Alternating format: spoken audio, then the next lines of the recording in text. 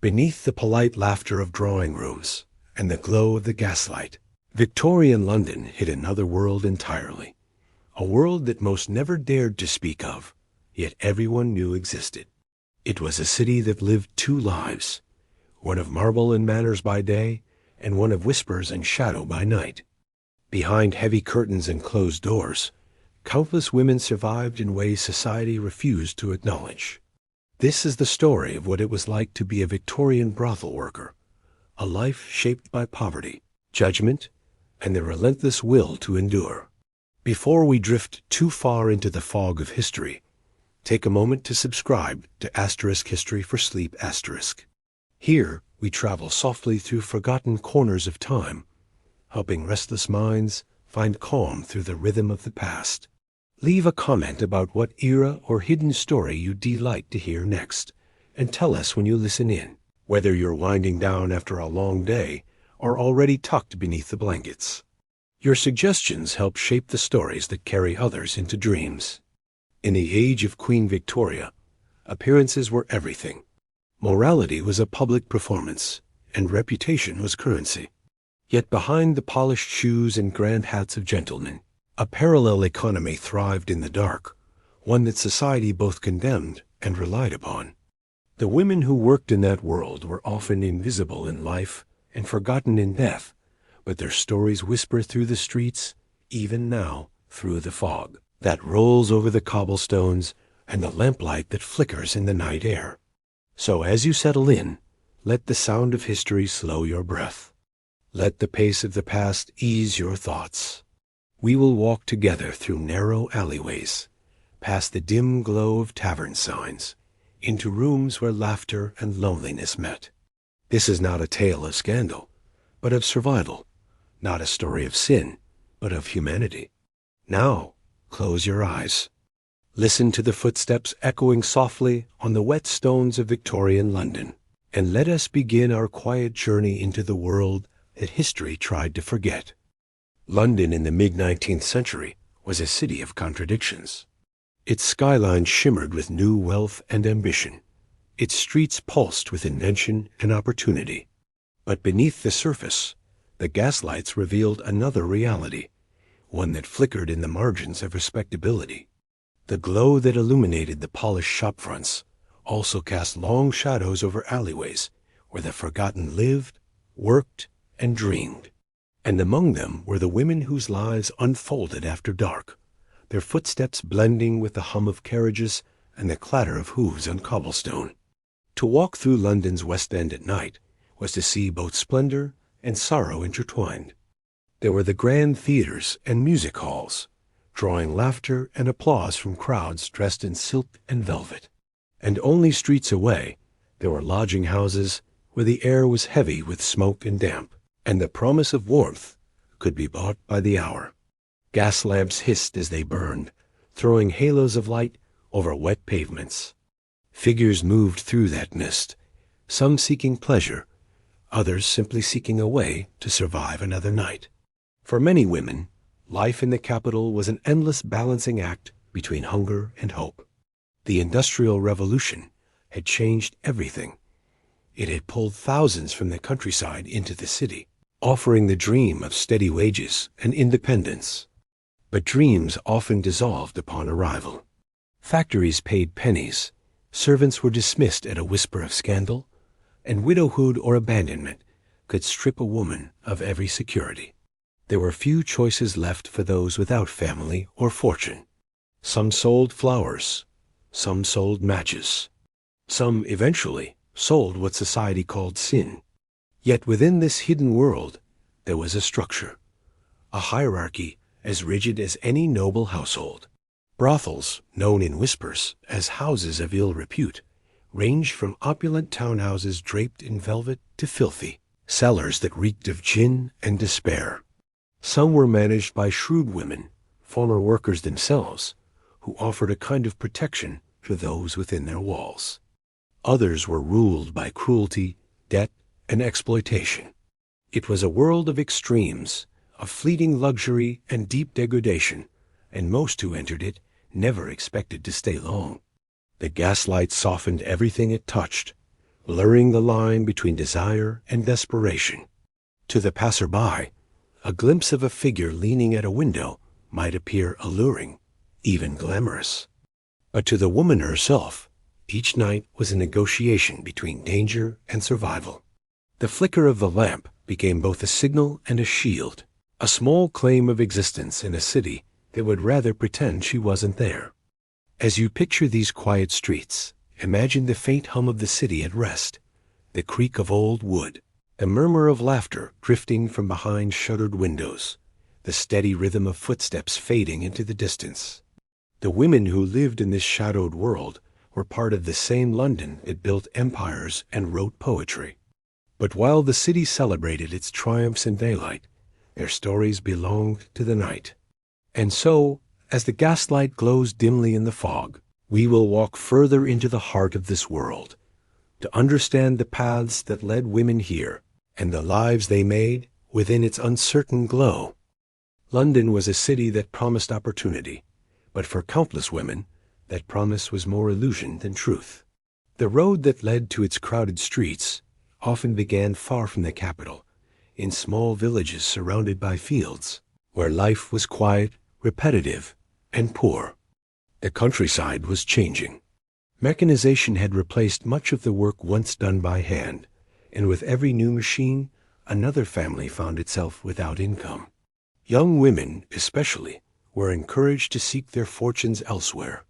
London was painted as a place where one could find employment, independence, and a new beginning. But those beginnings often ended at the edge of hunger. The journey to London was not a grand adventure. It was a slow, uncertain drift toward survival. Many came by train for the first time, clutching a small bundle of clothes and a few coins, hearts full of anxious hope. At the stations, the air smelled of coal and noise, and the city seemed endless. They arrived expecting work as seamstresses, maids, or shop assistants, honest trades. But those jobs were few, and the competition fierce. Without references or connections, a girl could wander for days without finding a single offer. Each night she spent her remaining pennies on a cheap bed, until eventually there was no money left for even that.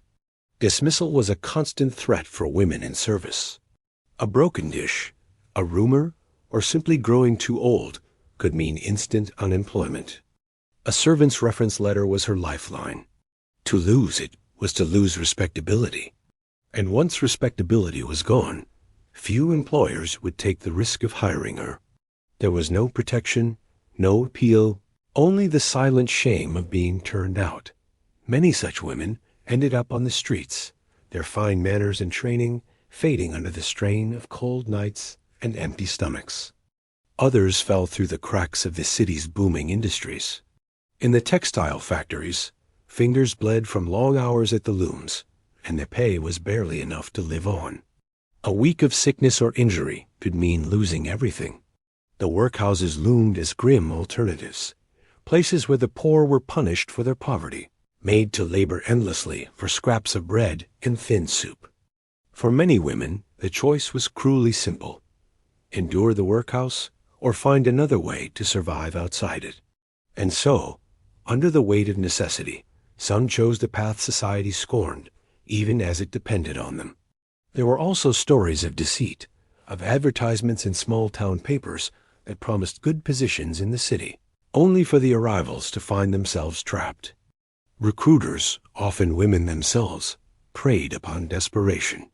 They offered lodging and introductions, leading newcomers into boarding houses that operated as brothels behind respectable facades.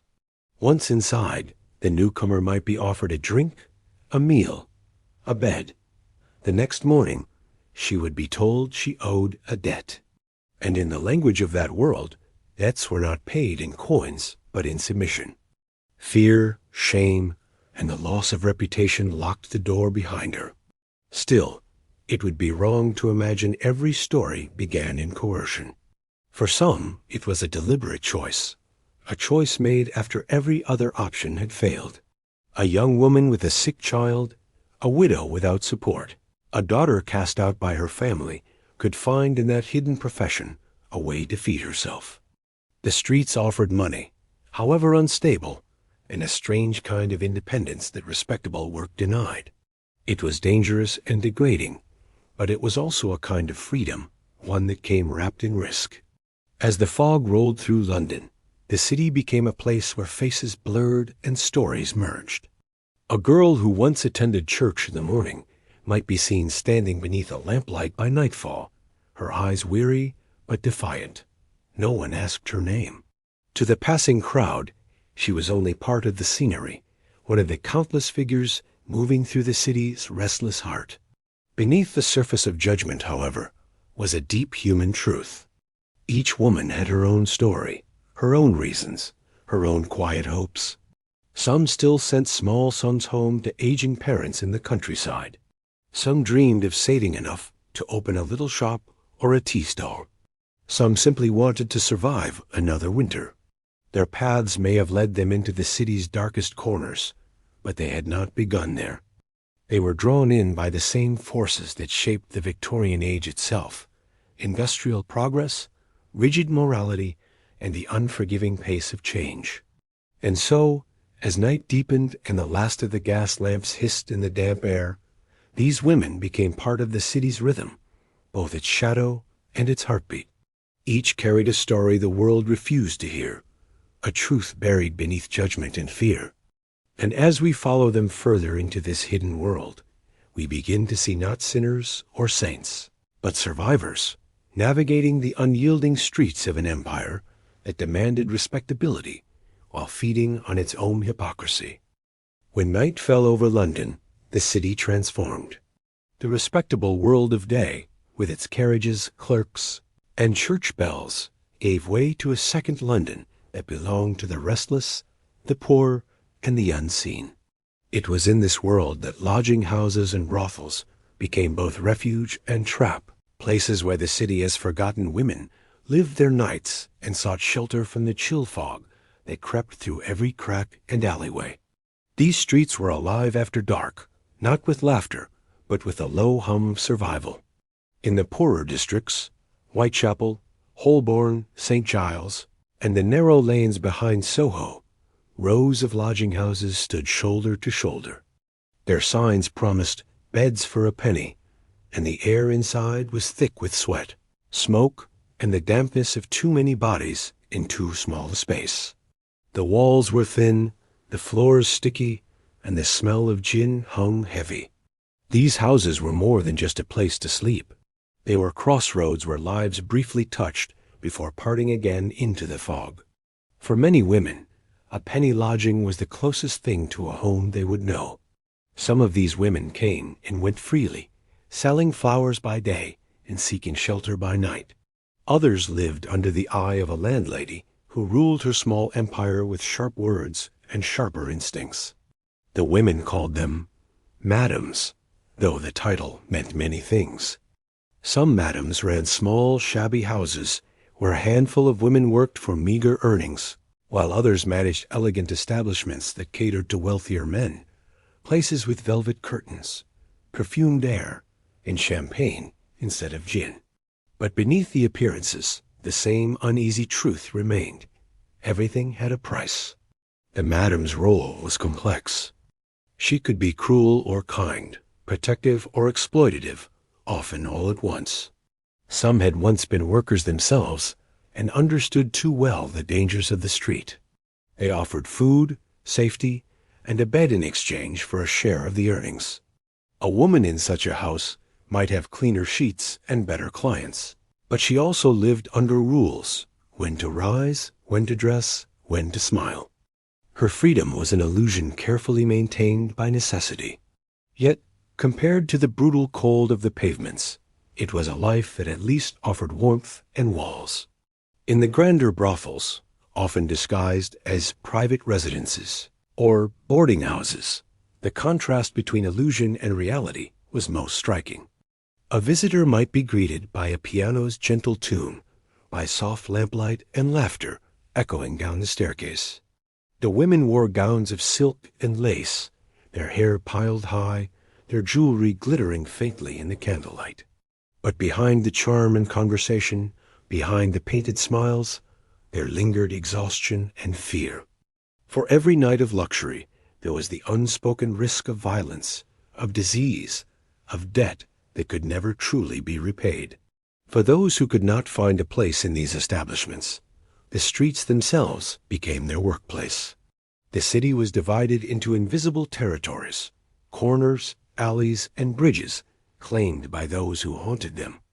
The Strand, Piccadilly, and Covent Garden were the grander routes, where richer men roamed after theater hours. In the East End, the women stood under flickering lamps or in the shadows of narrow courts.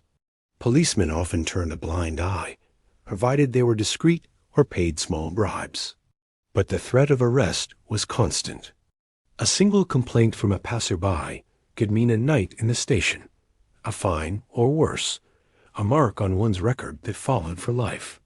Inside the lodging houses, there was a kind of uneasy community. Women shared food, gossip, and sometimes even laughter. They looked after one another when sickness came, though medicine was rare and kindness rarer. There were quiet rules: to share warmth, to warn others of a dangerous man, to protect the few coins that meant survival. And among cracked walls and flickering lamps, a strange sort of sisterhood formed, fragile, temporary, but real. The world outside might judge them, but within those dim rooms, they were simply women trying to endure. Madams, meanwhile, navigated their own dangers. They bribed police to look the other way, placated landlords with coin or charm, and managed the tempers of men who believed their money bought obedience. They understood the delicate balance of appearing respectable while operating in vice. A successful madam could rise in wealth and influence, moving her house to a more fashionable district and entertaining men of status. But a single raid, a scandal in the papers, or the betrayal of a jealous rival could destroy everything overnight. Power in that world was as fleeting as the flicker of gaslight on wet pavement. Through it all, the city kept moving. Carriages rattled over cobblestones, and fog rolled in from the river. The hum of London was endless, a sound made of footsteps, whispers, and the occasional burst of laughter from behind closed doors. Each woman in this world played her part in the quiet theater of survival. Some dreamed of escape, others had long since stopped dreaming. But all of them, in their own way, belonged to the rhythm of the streets, the pulse of a city that glittered above and suffered below. And as dawn began to lighten the sky, the gas lamps dimmed, and the women returned to their rooms. They washed away the night's paint, loosened their corsets, and listened to the city waking again. Soon the respectable world would rise, men off to work, mothers sending children to school, and the hidden world would fade back into the fog. But for those who lived it, the night was not something to forget.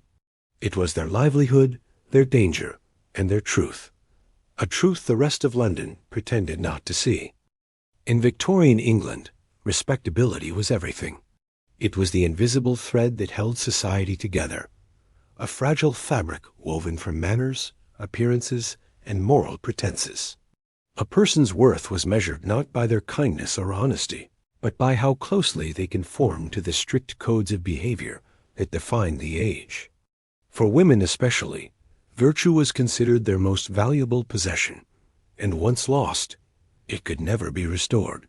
A woman who stepped outside those bounds was cast adrift, no matter how dire her circumstances or how innocent her intentions had once been. The great irony of the age was that while moral righteousness was preached from every pulpit and printed in every newspaper, the world of vice thrived just beneath it. The same men who condemned immorality in public often indulged it in private. Members of Parliament who voted to strengthen laws against indecency were known to frequent the very houses those laws targeted. Clergymen, soldiers, and businessmen were among the most regular clients. Yet, when scandal arose, it was always the women who bore the shame. Respectability was a game men could afford to lose. Women could not. A fallen woman, as society called her, was not simply a figure of pity. She was a warning. Her existence reminded respectable ladies of the dangers of straying from propriety, and she was used as a moral example in sermons and pamphlets.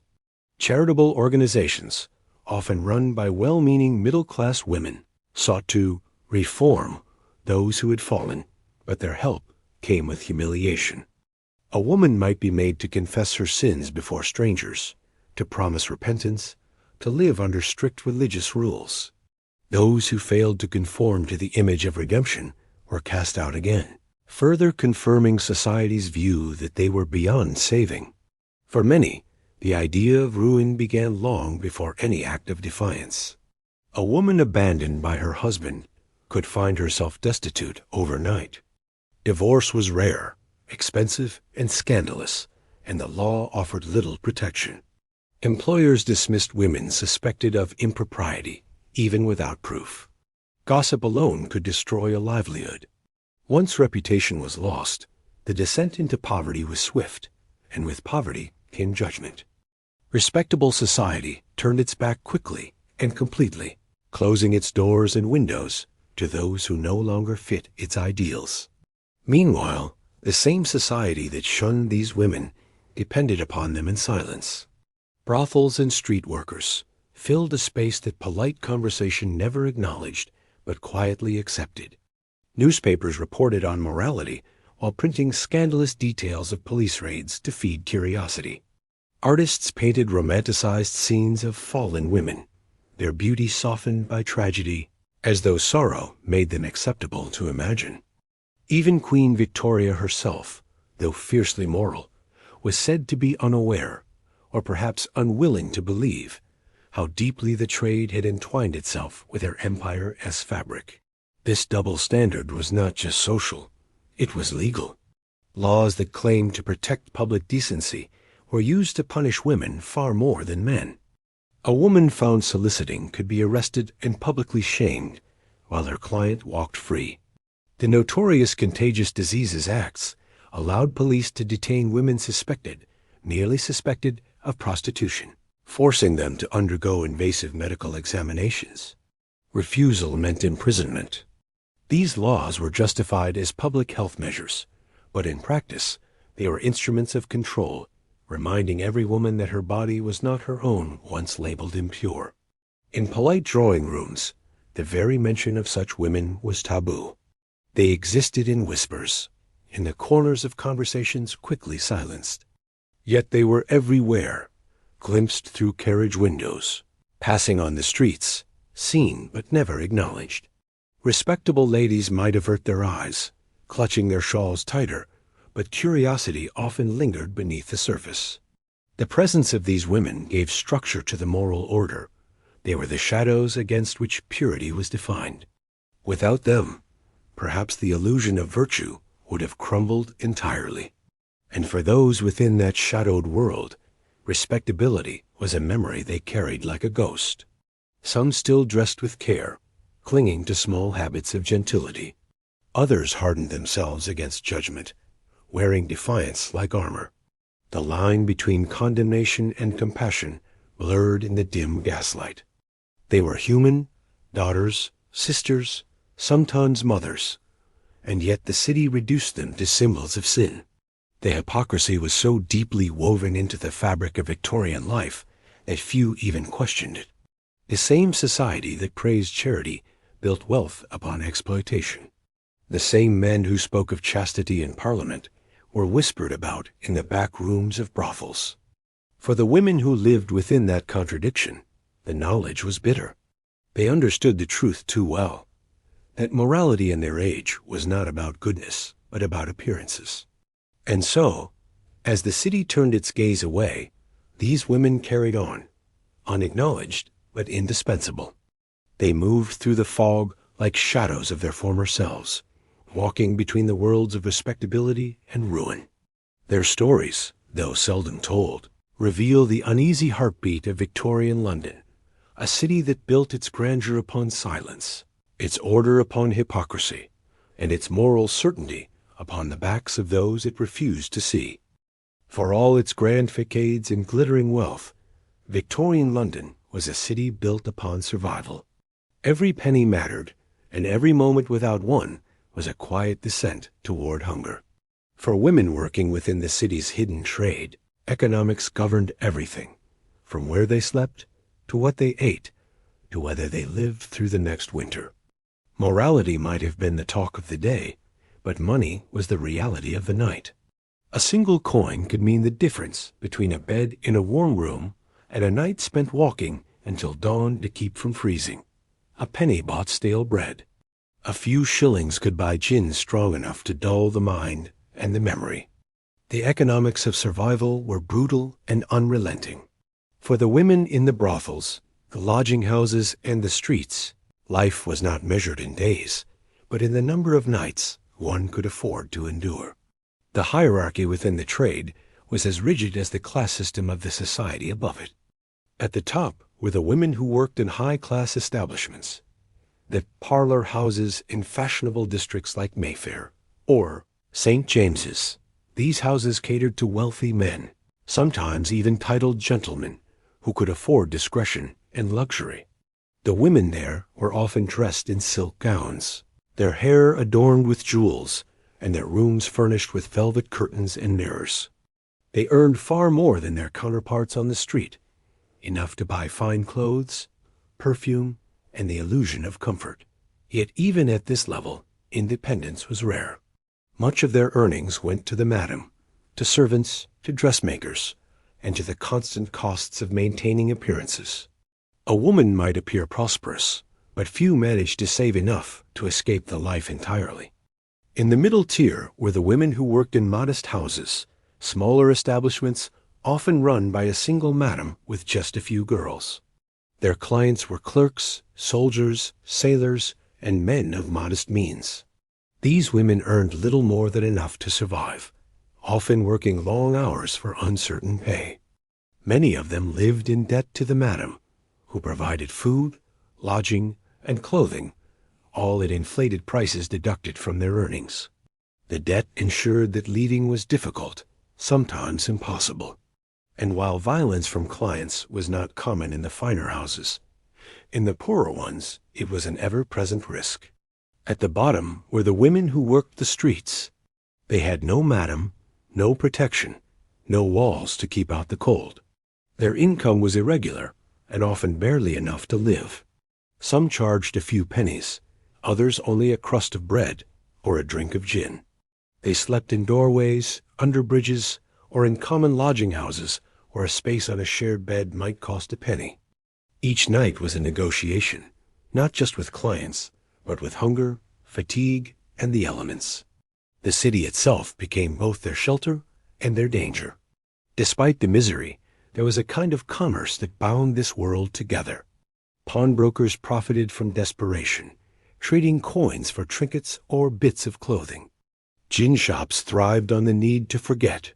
Even the police made small fortunes through bribes to look the other way.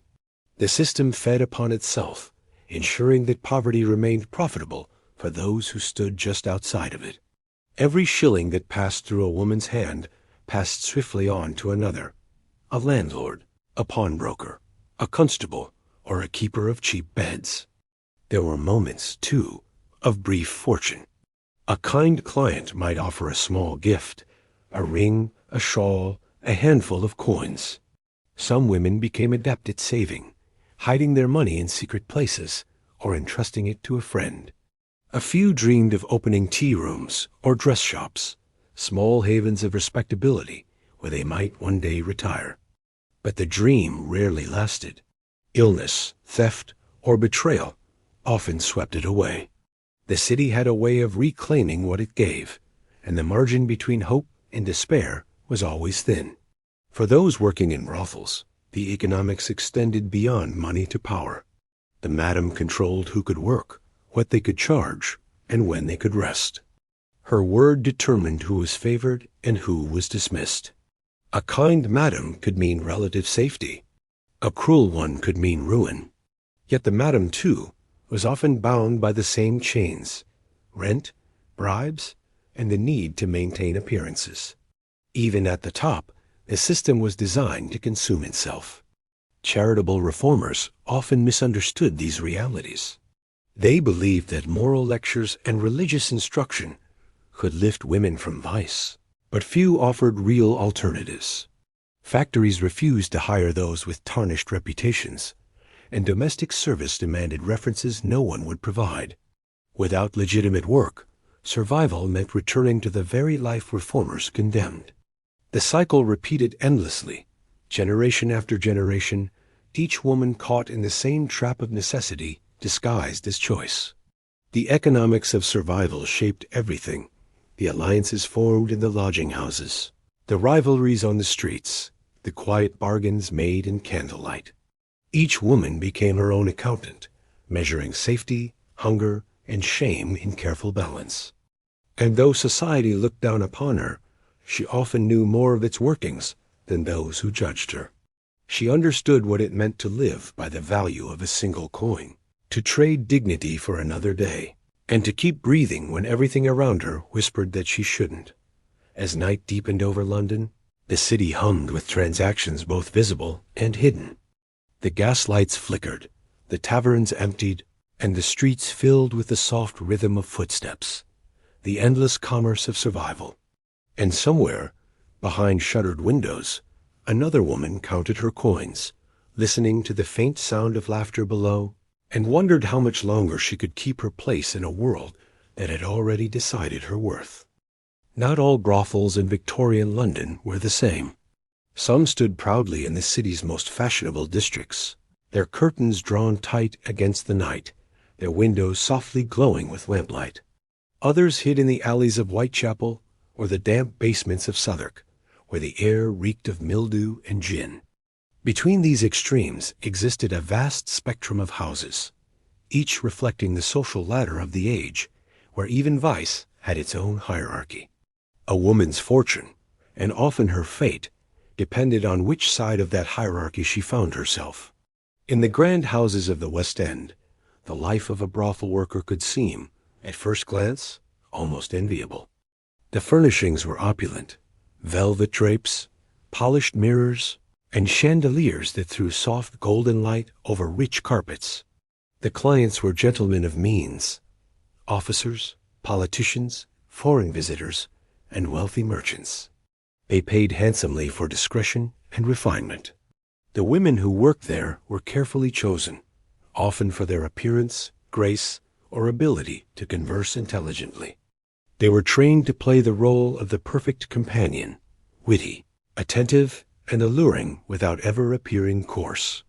Their gowns were fashionable, their perfume imported, and their laughter practiced like a melody. Yet beneath this veneer of luxury lay a quieter truth. These women were rarely free. The madams of such houses managed every detail: the hours, the clothes, even the expressions worn in company. A portion of every payment went to the house, and much of the rest was consumed by the costs of maintaining appearances. The fine gowns, jewelry, and furnishings were often rented, and debts to dressmakers and landlords kept most women bound to their work. The illusion of wealth was carefully maintained, but it was an illusion all the same. Still, there were moments of respite within these grand brothels.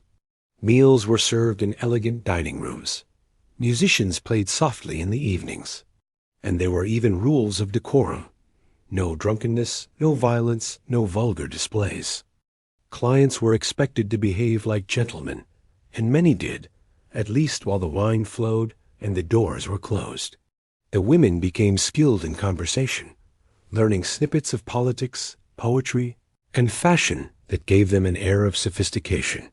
Some even developed long-term arrangements with certain patrons, which brought stability and occasionally genuine affection. But such arrangements were fragile, bound by secrecy and circumstance. When they ended, as they almost always did, the woman often found herself cast back into the uncertain tide of the city's underworld. Far below this world of silks and chandeliers were the brothels of the East End, cramped, dim, and desperate. These houses were more like dens than parlors, their walls damp and their furniture broken. The women there were paid little and worked much. Clients were laborers, sailors, or soldiers, rough from drink and fatigue. Violence was frequent, and protection rare. The madams of these places were often hardened by years of struggle, ruling through fear or necessity.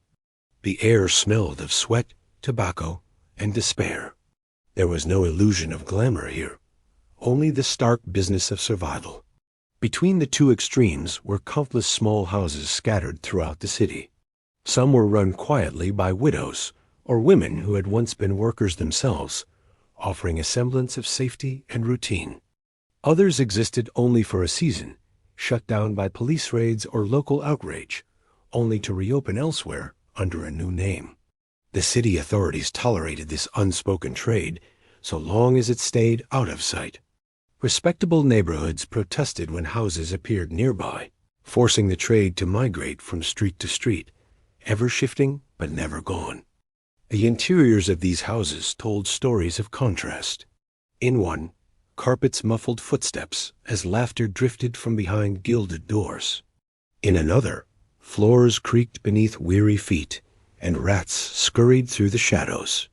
In both, time seemed to stretch and blur, the hours marked not by clocks, but by the comings and goings of strangers. The women learned to read the signs, the kind of knock at the door, the tone of a man's voice, the rustle of his coat. Each encounter brought its own mixture of risk and reward. Some madams ruled their houses with care, ensuring the women were fed, clothed, and given medical attention when illness struck. Others exploited every weakness, charging exorbitant rents for beds and clothes, and doling out gin to keep the mind dull and the will compliant. That was a powerful chain. Many women entered the house with the promise of safety, only to find themselves trapped by what they owed. Yet leaving meant facing the streets, a choice between two kinds of peril. There were two: the disorderly houses, hidden behind false facades, small operations in otherwise respectable neighborhoods. These were the most secretive, catering to men of status who demanded privacy above all else. The women there were expected to vanish as soon as the night ended, leaving no trace of their presence. A scandal could destroy the house, and discretion was worth more than beauty. From the grand salons of Mayfair to the cellar rooms of Whitechapel, every brothel was a mirror of the society that built it, a reflection of class, power, and pretense. The same city that condemned immorality in the newspapers supplied it in abundance after dark. And though these houses were often hidden from view, they were woven into the fabric of London itself, as essential to its economy as its factories and docks. As dawn crept across the rooftops, the houses grew quiet again. The laughter faded, the lamps were extinguished, and the women retreated to their rooms, exhausted but alert. For a few hours, they slept while the city above resumed its respectable routines. The brothels, both lavish and squalid, would come alive again at dusk, their lights flickering back to life like a second sunrise over the forgotten half of London. In Victorian London, morality was not merely preached from pulpits, it was policed in the streets. The city's authorities saw themselves as the guardians of public decency, yet their actions often revealed more hypocrisy than justice. The police, the magistrates, and the self-proclaimed moral reformers all claimed to fight vice, but their efforts rarely protected the women at the center of it. Instead, they became both their persecutors and their reluctant partners in maintaining the city's hidden order. The Metropolitan Police, established in 1829 under Sir Robert Peel, brought a new kind of law to London, one that valued order above compassion. Their blue uniforms and steady patrols gave an air of control to a city growing faster than anyone could manage.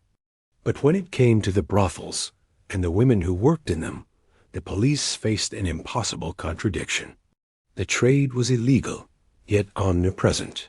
To stamp it out entirely would have meant arresting half the city's men and driving thousands of women into starvation. And so, the law became a game of appearances. Policemen were expected to keep the streets respectable, meaning quiet enough to please the middle classes. Street workers were harassed, fined, or arrested if they drew attention, especially in affluent districts. But in poorer areas, Where vice was already part of the landscape, the police often turned a blind eye. Some officers accepted bribes to overlook certain houses. Others demanded favors, a cruel form of exploitation that left the women powerless to protest. To report a constable was to risk imprisonment or worse. The system thrived on silence. When the city's moral reform movements began to grow in the mid-19th century, the pressure on the police increased. Religious organizations like the Society for the Suppression of Vice and the London Female Missionary Society launched crusades to cleanse the city. They distributed pamphlets warning of moral decay, railed against the corruption of men's souls, and painted lurid pictures of sign in the slums. For them, the brothel worker was both a sinner and a symbol, someone to pity, to save, or to condemn, depending on the sermon.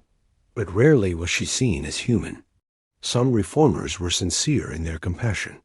They established rescue homes, known as Magdalene institutions, where women could seek refuge and a chance at repentance. Life in these homes, however, was harsh. The women were stripped of their names and given new ones to mark their rebirth. They worked long hours doing laundry or sewing, attended mandatory prayers, and were forbidden to speak of their pasts. Their freedom was replaced by religious discipline, and many left the homes within weeks, preferring the danger of the streets to the suffocating weight of moral correction. Other reformers saw opportunity in their crusades. Moral campaigns drew attention, donations, and social prestige. Preachers gained fame through fiery sermons about London's fallen daughters, while newspapers eagerly printed their speeches, feeding both outrage and fascination. Yet few of these voices questioned the men who sustained the trade. Respectable society's gaze remained fixed on the women, the visible symbol of sin, while the clients, landlords, and lawmakers escaped scrutiny. The very structure of morality was built to protect those in power and to shame those without it. The relationship between the police and the reformers was uneasy but convenient. Raids on brothels provided evidence that moral progress was being made. When public outrage rose, constables would sweep through the poorer districts, rounding up women to fill the headlines and reassure the city that vice was being controlled. Within days, most of those arrested would be released, fined, or quietly returned to work. The trade adapted, shifting to new streets or new names. In this way, the system maintained itself, an endless dance of condemnation and survival. By the 1860s, the government took a more invasive step with the Contagious Diseases Acts, claiming to protect public health by controlling venereal infection among soldiers and sailors. In reality, these laws targeted women exclusively. Under the Acts, police could detain any woman suspected of prostitution in military towns and ports, forcing her to submit to humiliating medical examinations. Those found infected were confined to lock hospitals until declared cured, often for months or years. No such measures applied to the men who visited them. The outrage was immense, but the women most affected had no voice to protest. It was only through the courage of middle-class women reformers, like Josephine Butler, that the injustice of the acts came to light. Butler and her supporters formed the Ladies' National Association, campaigning tirelessly for the repeal of the laws. They argued that the legislation treated poor women as expendable and men as blameless, that it legalized the exploitation of one class for the comfort of another. Their fight was long and bitter, but they prevailed. The Contagious Diseases Acts were suspended in 1883 and repealed entirely in 1886. It was one of the few victories in a century that rarely granted women justice. Still, the underlying attitudes remained. The police continued to view the women as nuisances, not victims. Reformers continued to seek salvation through control, and the brothels and streets, though occasionally raided, continued their quiet trade under the same dim gaslight. The system endured because it served everyone, the moralists, the authorities, and the men whose respectability depended on secrecy. To walk through London in those years was to see both oppression and endurance coexisting. Behind every police whistle and reform pamphlet was a woman navigating a world that refused to see her as anything but a problem to be solved. Yet she adapted, resisted, and survived in spite of it all. The city that claimed to save her never understood her, and perhaps it never wished to. For in her shadow, the illusion of Victorian virtue could safely continue to shine. As the last of the daylight faded and the fog rolled in from the Thames, the city began its transformation. The streets that had bustled with commerce by day turned into something quieter, more secretive, almost dreamlike. Gas lamps flickered to life one by one, their yellow halos trembling in the damp air. The rattle of carriage wheels softened, and the clamor of the marketplace gave way to the low murmur of footsteps and whispers. For many Londoners, the night meant rest. But for others, the women who lived by its rhythm, the night was when their day began. A typical evening started not with glamour, but with ritual. In the dim light of a shared room, a woman prepared herself with care, transforming fatigue into a mask of allure. Rouge on the cheeks, kohl along the eyes, a ribbon tied just so. Her dress might have been mended many times, her shoes scuffed from endless walking, but under the soft glow of gaslight, the illusion was enough. A touch of scent, lavender or rose, or sometimes just a trace of soap, completed the transformation. The mirror reflected not the woman herself, but the version the city expected to see. In the grander houses, the night began with a sense of ceremony. Candles were lit, the fire stirred to life, and the drawing rooms filled with a scent of wine and perfume. The madam inspected every detail, the tablecloth straight, the music soft, the girls ready.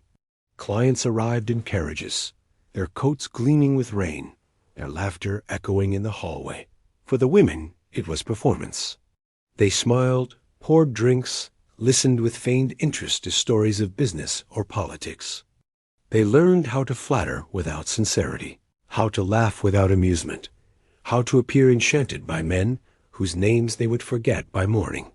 Beneath the surface, they measured the hours, the risks, the rewards. Elsewhere in the city, the night unfolded differently. In the cheaper lodging houses, women waited for the streets to grow dark enough to hide their weariness. They left in pairs or small groups, moving through alleys and along the riverfront, seeking familiar corners where they might find work. The sound of their heels on the wet pavement was a kind of language, steady, deliberate, defiant. They knew which policemen to avoid, which taverns offered warmth, and which men were best left alone. Every step was a calculation, every encounter a wager with fate.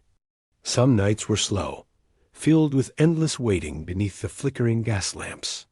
Other nights were a blur of faces and voices, laughter and danger. The work was unpredictable, sometimes a few coins, sometimes a small fortune, sometimes nothing at all. There were moments of kindness, a man who offered food instead of cruelty, a stranger who paid more than he needed to. But there were darker moments too, ones that left bruises, scars, or silence. The city was full of both sorts of men, and a woman learned quickly how to tell them apart. Inside the brothels, the rhythm was steadier. Wine flowed, music played, and the night stretched on like a slow tide. The women entertained, comforted, and endured. Between clients, they sat together, sharing whispers and bits of gossip, sometimes laughter, sometimes tears. They spoke of dreams half believed, of saving money, of leaving London, of starting anew. Yet each morning found them in the same place, the same rooms, the same lives. Time in those houses did not move forward. It turned in circles, measured by the dimming of candles and the weight of exhaustion. The night was not only a time for work, but also for survival. Hunger and cold were constant companions, and the dangers of the streets were as real as the men who walked them. There were robberies, assaults, and the ever-present threat of disease. Some carried small knives for protection. Others relied on quick wit, and quicker feet. The police might offer no help, and often they were another danger to avoid. Still, the women carried on, because to stop was to starve. Yet amidst the hardship, there were fleeting moments of beauty. The city at night had a strange, haunting charm. The glow of the lamps on Whetstone, the faint echo of music from a distant tavern, the scent of rain mixed with coal smoke. It was a London both cruel and tender, alive with secrets. Some women found comfort in that, in knowing that the city's darkness hid their pain as well as their presence. The night was both their adversary and their ally. As dawn crept over the rooftops, the rhythm changed again. The laughter faded, the lamps dimmed, and the first carriages of the morning rattled past.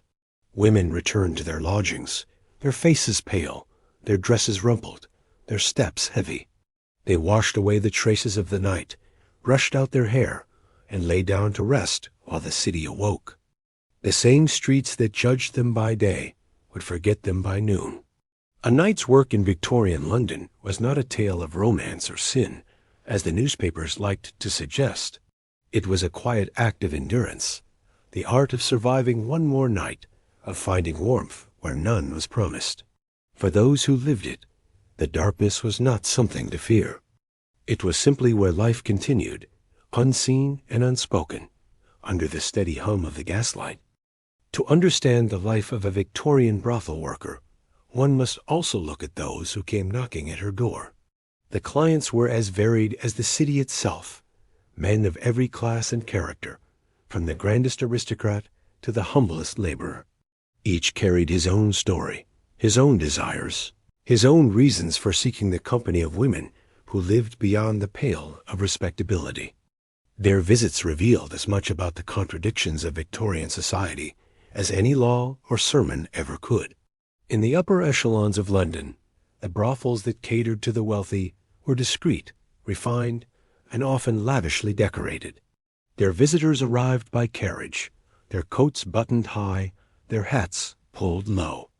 Among them were officers in the military, members of Parliament, and even titled gentlemen whose reputations in daylight could not withstand the truth of their midnight indulgences. For them, these houses were not dens of sin, but secret salons, places where pleasure mingled with conversation, where formality melted into warmth. Many came not just for desire, but for escape. The expectations of class and marriage were heavy burdens, and behind closed doors they sought the freedom to be ordinary, if only for an hour. Some clients treated the women with kindness, even tenderness, recognizing in them the humanity that society denied. Others saw only what they wished to see, an object, a performance, a means of forgetting their own emptiness. The women learned to adapt to each kind, to listen when listening was profitable, to flatter when flattery was required. They became observers of men, studying their moods and secrets with quiet precision. In their world, understanding a man's character could mean the difference between earning a coin and enduring cruelty. The middle-class clients were perhaps the most conflicted of all. Clerks, shopkeepers, and tradesmen, they lived lives of restraint and routine. Their days were filled with ledgers, timetables, and the endless march of duty. But the moral codes that governed their daylight hours did not always follow them into the night. Many of these men carried the weight of repression, the fear of scandal, the guilt of hypocrisy, the longing for connection in a world that demanded silence about desire. They sought comfort in the anonymity of dimly lit rooms, where judgment seemed to fade with the light. For the working-class men, the laborers, sailors, and factory hands, the brothels of the poorer districts offered both companionship and relief. Their lives were defined by exhaustion and hardship, their wages barely enough to feed their families. A visit to a brothel, paid for with the few coins left after a week's toil, was not luxury but escape, a brief reprieve from the unrelenting grind of survival. In the low houses near the docks, or in the narrow lanes of Whitechapel, the clients were rough, often drunk, and sometimes dangerous. Yet even there, amid the noise and the smoke, There were moments of laughter and connection, fleeting and fragile as the flame of a candle in the wind. Some clients returned again and again, forming attachments that blurred the line between transaction and affection. A few supported their favored women, paying rent or bringing small gifts, a shawl, a pair of gloves, a book. There were cases where such arrangements lasted for years, the man visiting faithfully as though bound by something deeper than desire.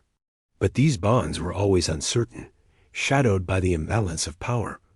A man could leave whenever he wished. The woman could not. Others came only once, vanishing into the fog after their encounter, leaving behind nothing but the faint scent of tobacco or the echo of footsteps on the stair. The women seldom asked their names. Names made things too real, too close to the world that projected them. It was easier to think of each client as part of the city itself, faceless, transient, and unknowable. Among the most troubling were the men who came under the guise of morality, reformers, police informants, or clergymen who justified their visits as acts of study or redemption. Some claimed they wished to save the women from their sins, offering prayer in one breath and propositions in the next. Their hypocrisy was a cruel joke the women understood all too well. In their experience, few men sought salvation without first seeking satisfaction. Not all encounters ended safely. Violence was an ever-present risk. Some men grew cruel when drunk. Others lashed out in shame after their desires were met. The women learned to recognize danger in a man's tone, in the way he moved, in the tremor of his hands. In some brothels, a coded knock or a hidden door offered escape when tempers flared. On the streets, escape was harder.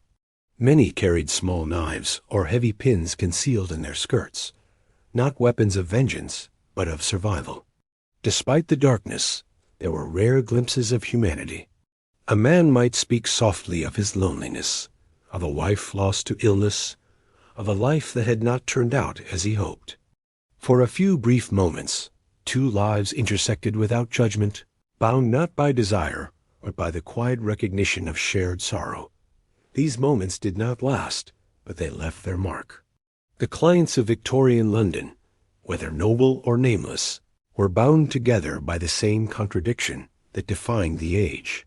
They lived in a society obsessed with virtue, yet sustained by vice. Each man who passed through those doors carried with him a piece of that hypocrisy, even as he sought to escape it. And for the women who served them, the clients were not simply strangers. They were mirrors, reflecting the city's moral confusion, its loneliness, and its endless hunger for what it refused to name. When the night ended and the city stirred once more, the men returned to their places in the world, to Parliament, to the counting house, to the factory floor. Their reputations remained intact, their secrets safely hidden. But for the women, the night's work lingered. They carried the weight of other people's desires, other people's sins, and the silence that society demanded of them. In that silence, the true story of Victorian London whispered on, a story not of sin and shame, but of human contradiction, written in the language of the gaslight. Beneath the glittering surface of Victorian society, beneath its polished marble steps and moral sermons, lay a world haunted by sickness. Disease did not discriminate by class or virtue, and yet it was the poor, the forgotten, and especially the women of the night who bore the heaviest burden. For them, illness was not just a matter of health. It was a matter of survival. One infection could end their ability to work. One fever could strip them of their shelter, and one mark on their skin could condemn them to starvation. The dangers of their trade were not only moral or legal, they were mortal. Venereal disease was the unspoken epidemic of the Victorian age. Doctors called it the social evil, though they treated it more as a shame than a sickness. The medical understanding of such infections was limited and often cruel. Syphilis, gonorrhea, and other infections spread rapidly through the city, carried silently across class lines by the very men who publicly condemned immorality. Hospitals treated thousands of cases every year, but few dared to speak of it openly. Respectable families whispered about lingering illnesses or nervous conditions, never naming the truth. And while men could hide behind discretion, women could not. Their bodies carried the visible evidence of the disease, and with it, the full weight of society's scorn. For many brothel workers, disease was a constant companion. It lurked beneath the surface of every night's work, unseen but ever present. There was no reliable protection, no medicine to prevent infection, and little understanding of how it spread. The women learned to read the signs: a client's feverish eyes, sores on his hands, the tremor of his voice. Some refused such men, but refusal often meant hunger.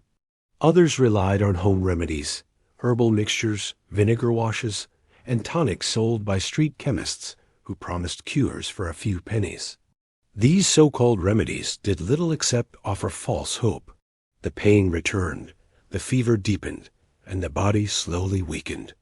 In the larger brothels, the madam sometimes employed a doctor, usually one willing to look the other way. His visits were not acts of compassion, but of control, to ensure the women were fit for work. The examinations were crude, intrusive, and humiliating. A woman too sick to work might be cast out, left to fend for herself on the streets. In the poorer districts, the only doctors available were those of the charity hospitals, where treatment came with moral lectures and public shame. Many women avoided them altogether, preferring to endure illness in silence rather than face condemnation. The government's contagious diseases acts made matters worse. Introduced in the 1860s under the guise of protecting the Army and Navy from infection, these laws gave police the power to detain any woman suspected of prostitution in certain towns and ports. Once arrested, she was forced to submit to invasive medical examinations by government doctors. Those found infected were confined to locked hospitals, grim institutions surrounded by high walls, where they were treated, punished, and reformed all at once. The examinations themselves were degrading, performed without consent or dignity. Many compared them to assault. And yet, the men who carried and spread the same diseases were never examined, never named, never shamed. Within these locked hospitals, conditions were harsh. The women were subjected to painful treatments, mercury ointments, caustic washes, and purges that often did more harm than good. Some died from the so-called cures.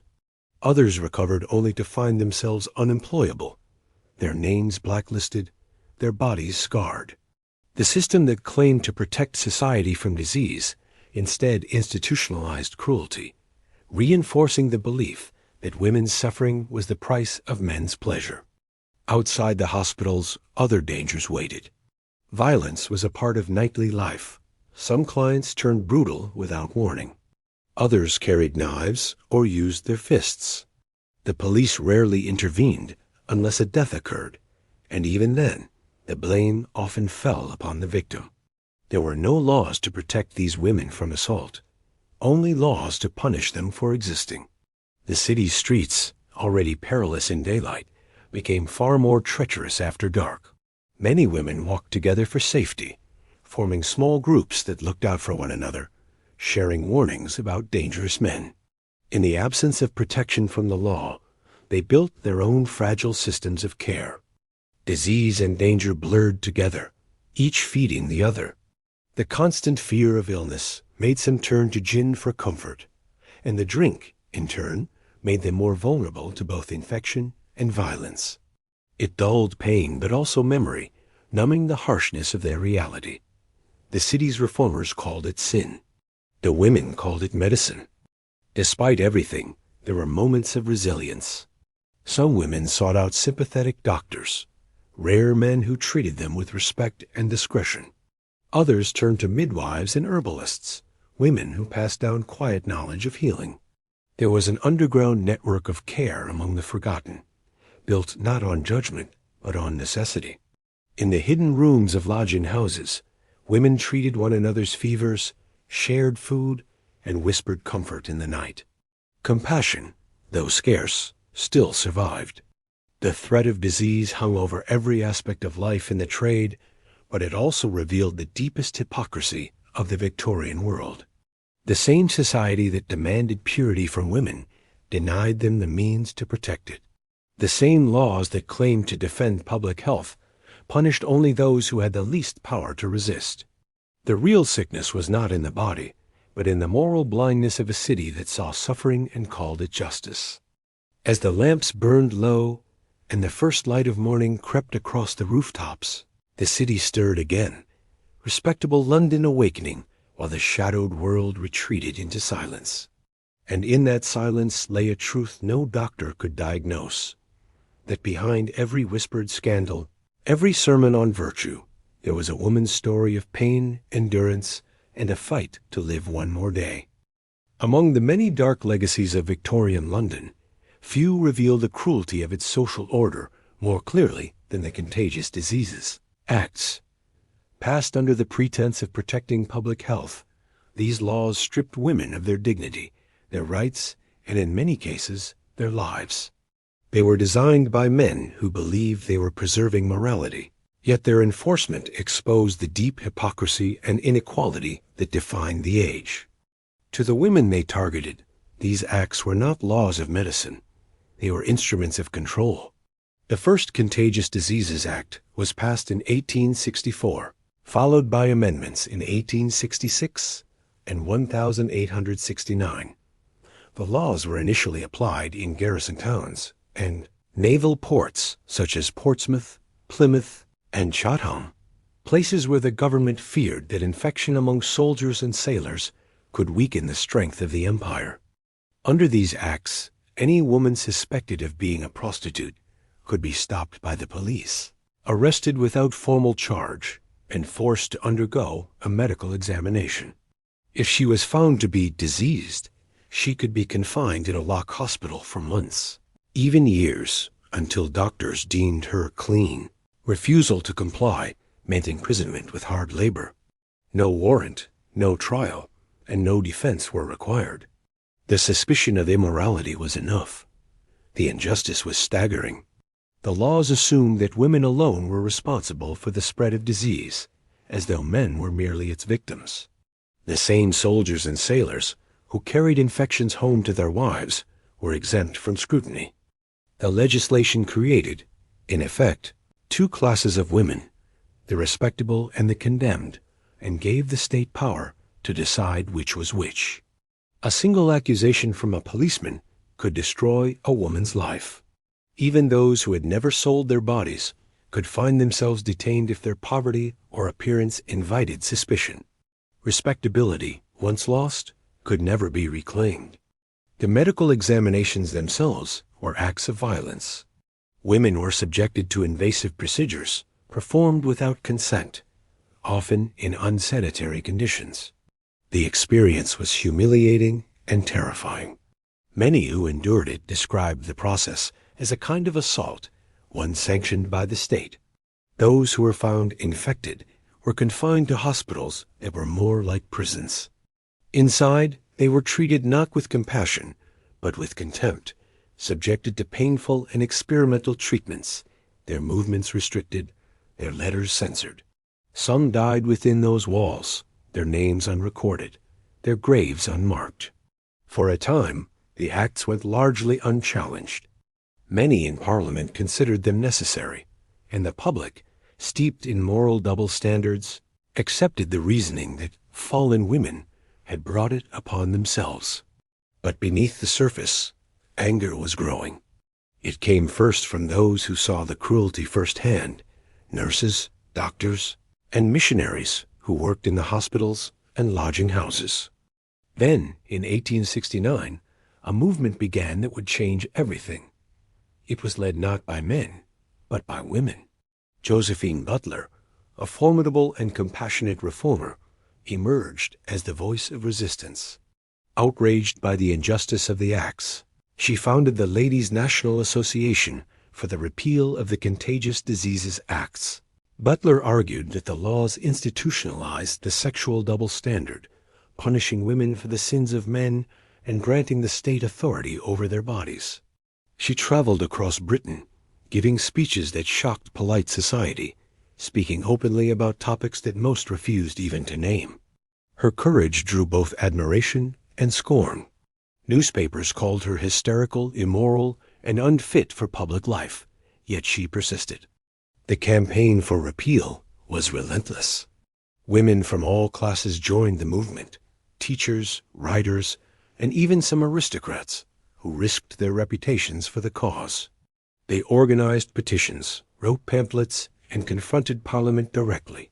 Their arguments were moral, legal, and deeply human. They asked how a nation that prided itself on Christian virtue could sanction such degradation. They pointed out the absurdity of a system that punished the weak while protecting the powerful. They demanded, in Butler's words, justice for the outraged womanhood of England. Opposition was fierce. Many men in authority dismissed the reformers as naive or dangerous. Some claimed the acts were necessary for public safety.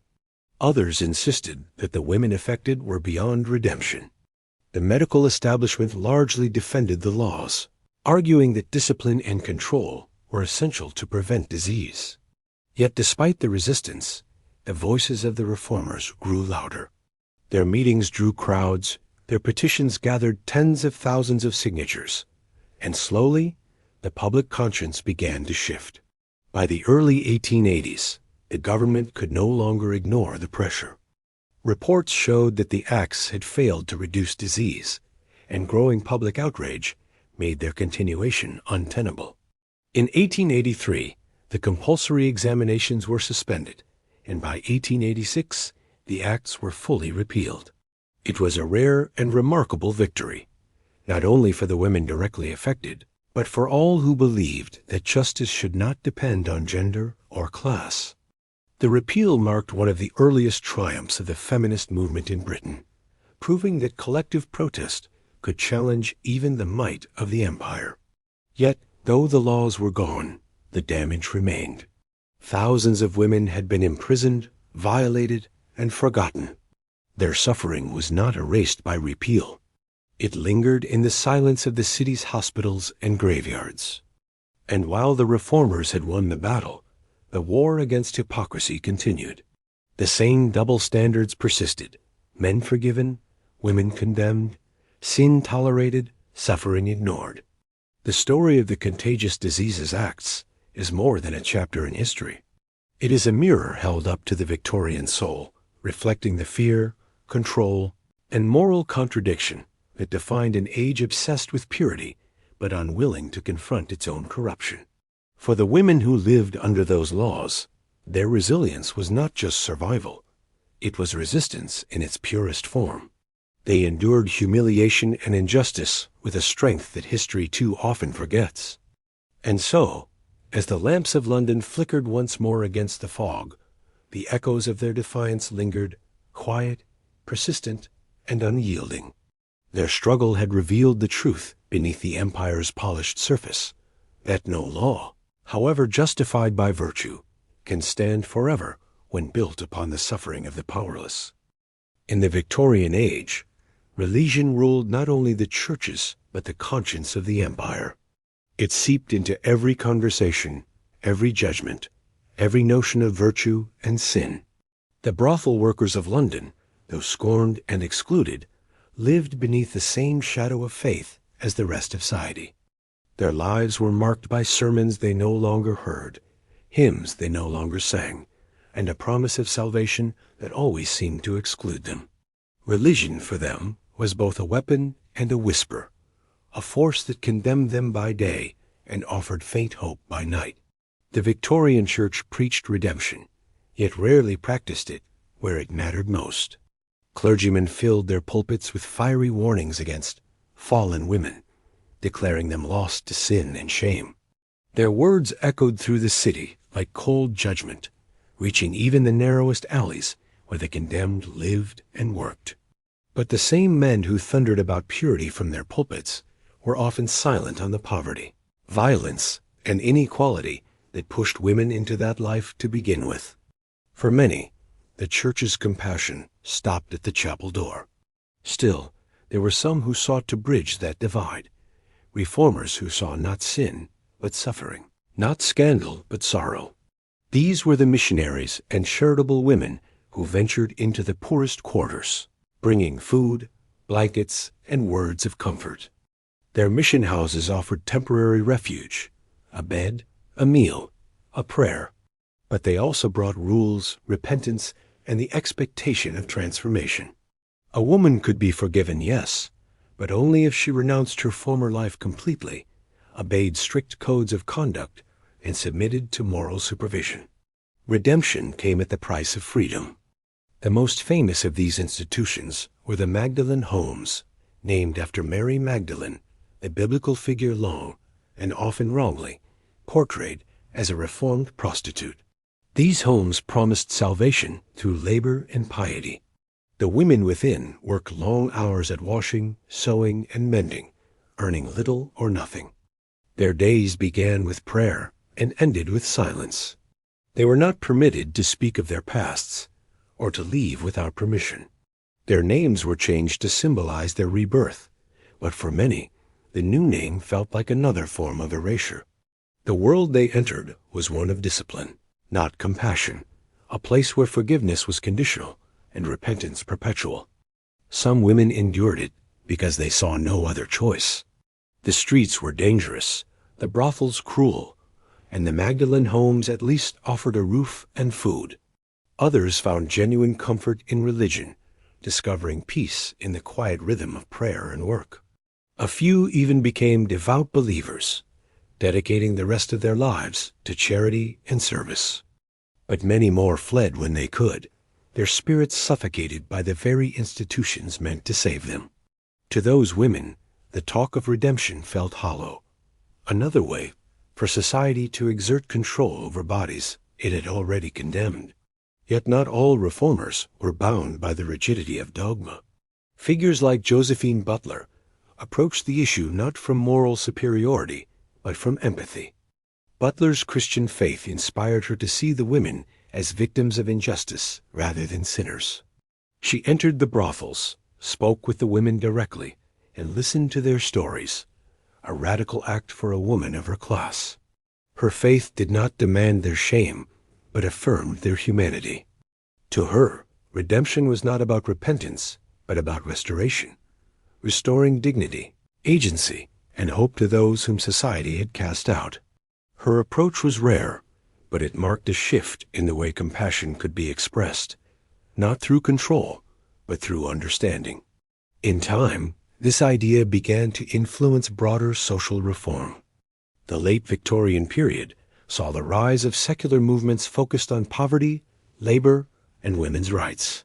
Some reformers abandoned the language of sin altogether, choosing instead to speak of injustice and inequality. They argued that true morality could not exist in a world that punished the desperate for their desperation. Still, religion's grip on public opinion remained powerful, and for every act of kindness, there were a dozen sermons reminding the world of who was fallen and who was not. For the women themselves, faith was a complicated thing. Some still prayed quietly before sleep, whispering to a God they hoped would listen even to them. Others had long since turned away, finding their own small forms of grace in the loyalty of a friend, the warmth of a shared meal, or the simple act of surviving another night.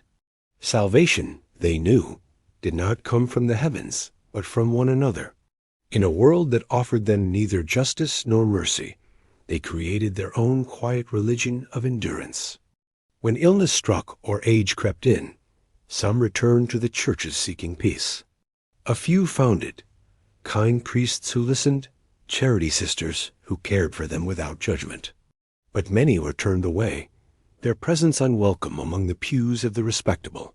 They stood at the doors of faith, just as they had stood at the doors of society, unseen, unwanted, unforgiven. And yet, even there, their resilience endured. For every rejection, there was a small act of grace, a stranger's kindness, a warm word, a moment of stillness in the cold. The story of religion in the lives of Victorian brothel workers is not one of divine salvation, but of human contradiction. The same faith that built cathedrals also built walls between the pure and the fallen. The same gospel that preached compassion too often practiced cruelty. But through all of it, the women lived their own form of redemption, not through repentance, but through survival.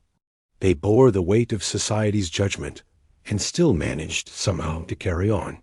As the bells of St. Paul's tolled across the sleeping city, the echoes mingled with the distant hum of the streets below. The prayers of the righteous rose toward heaven, while the whispers of the forgotten drifted through the fog. Both spoke of the same longing, for peace, for forgiveness, for rest. And perhaps, somewhere beyond the reach of judgment and fear, those prayers finally met. In a city that judged them, ignored them, and often sought to erase them, the women of Victorian London's brothels and streets built their own world. A fragile, unseen network of alliances, rivalries, and quiet acts of care. Their friendships were not born from leisure or luxury, but from survival. They shared food, warmth, and warnings.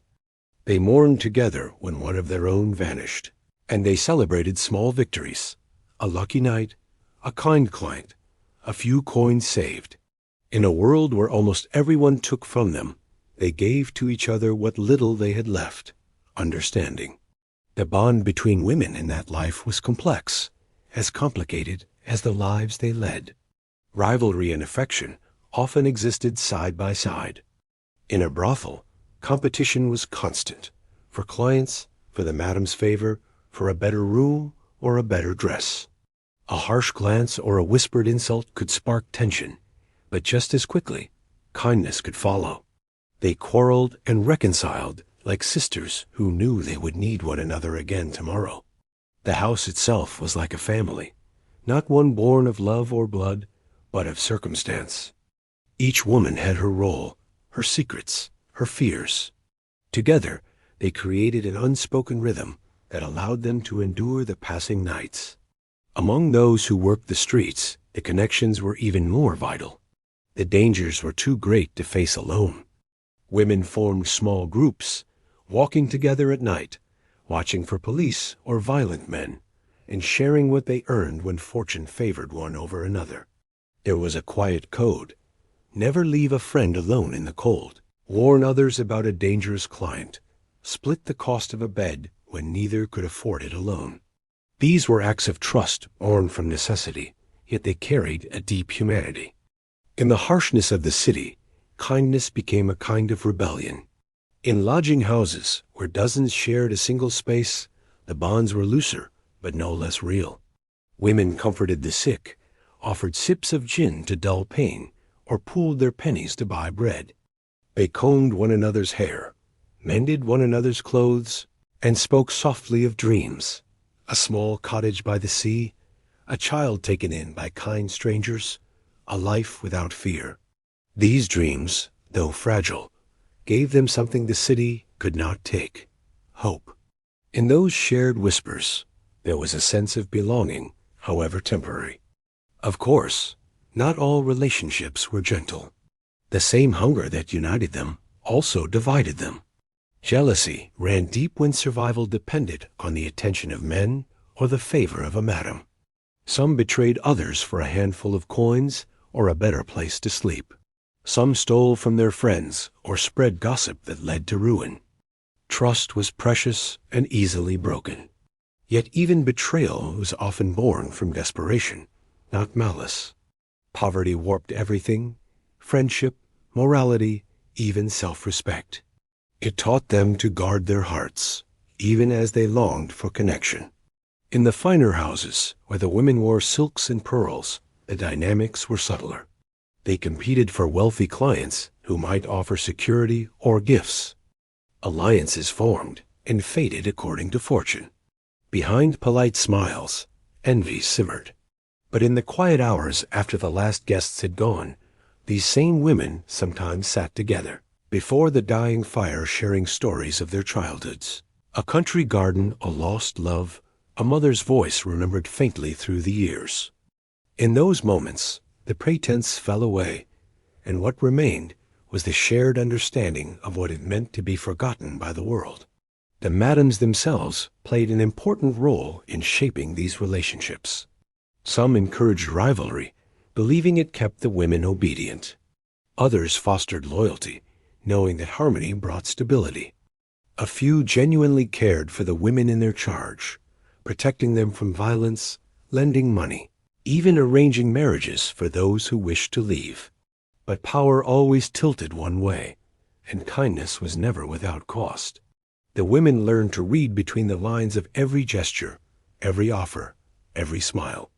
Despite the hardships, the bonds between women often proved stronger than the structures built to oppress them. When one fell ill, others tended her.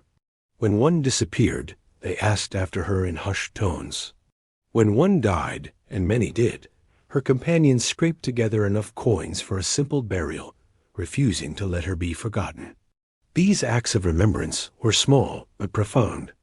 They were a way of saying, "Asterisk, you mattered asterisk," even when the world insisted otherwise. The women's friendship also carried its own form of resistance. It defied the moral order that sought to isolate them in shame. Together, they created a hidden sisterhood that existed beneath the city's respectable veneer. It was a bond not of choice, but of shared endurance, a quiet, stubborn thread of humanity in the face of cruelty.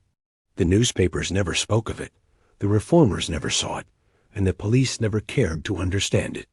But it existed all the same, in the dim glow of gaslight and the soft murmur of voices that refused to be silenced. Even in their laughter, rare and fleeting though it was, there was defiance. To laugh in a world that condemned them was an act of survival. To show tenderness, to care, to dream, was to reclaim some part of what had been taken. Their friendship was the one thing that poverty and punishment could not entirely destroy. When dawn crept over the rooftops and the gas lamps hissed out one by one, these women retreated together into sleep. They lay side by side on narrow beds, their faces peaceful for the first time in hours. Outside, London awoke to its usual order of classes and customs. But beneath that order lay this quiet network of women, forgotten by history, but bound forever by the fragile, enduring grace of compassion in a world that offered them none. In Victorian London, appearance was everything. It defined one's class, one's worth, and often one's very survival.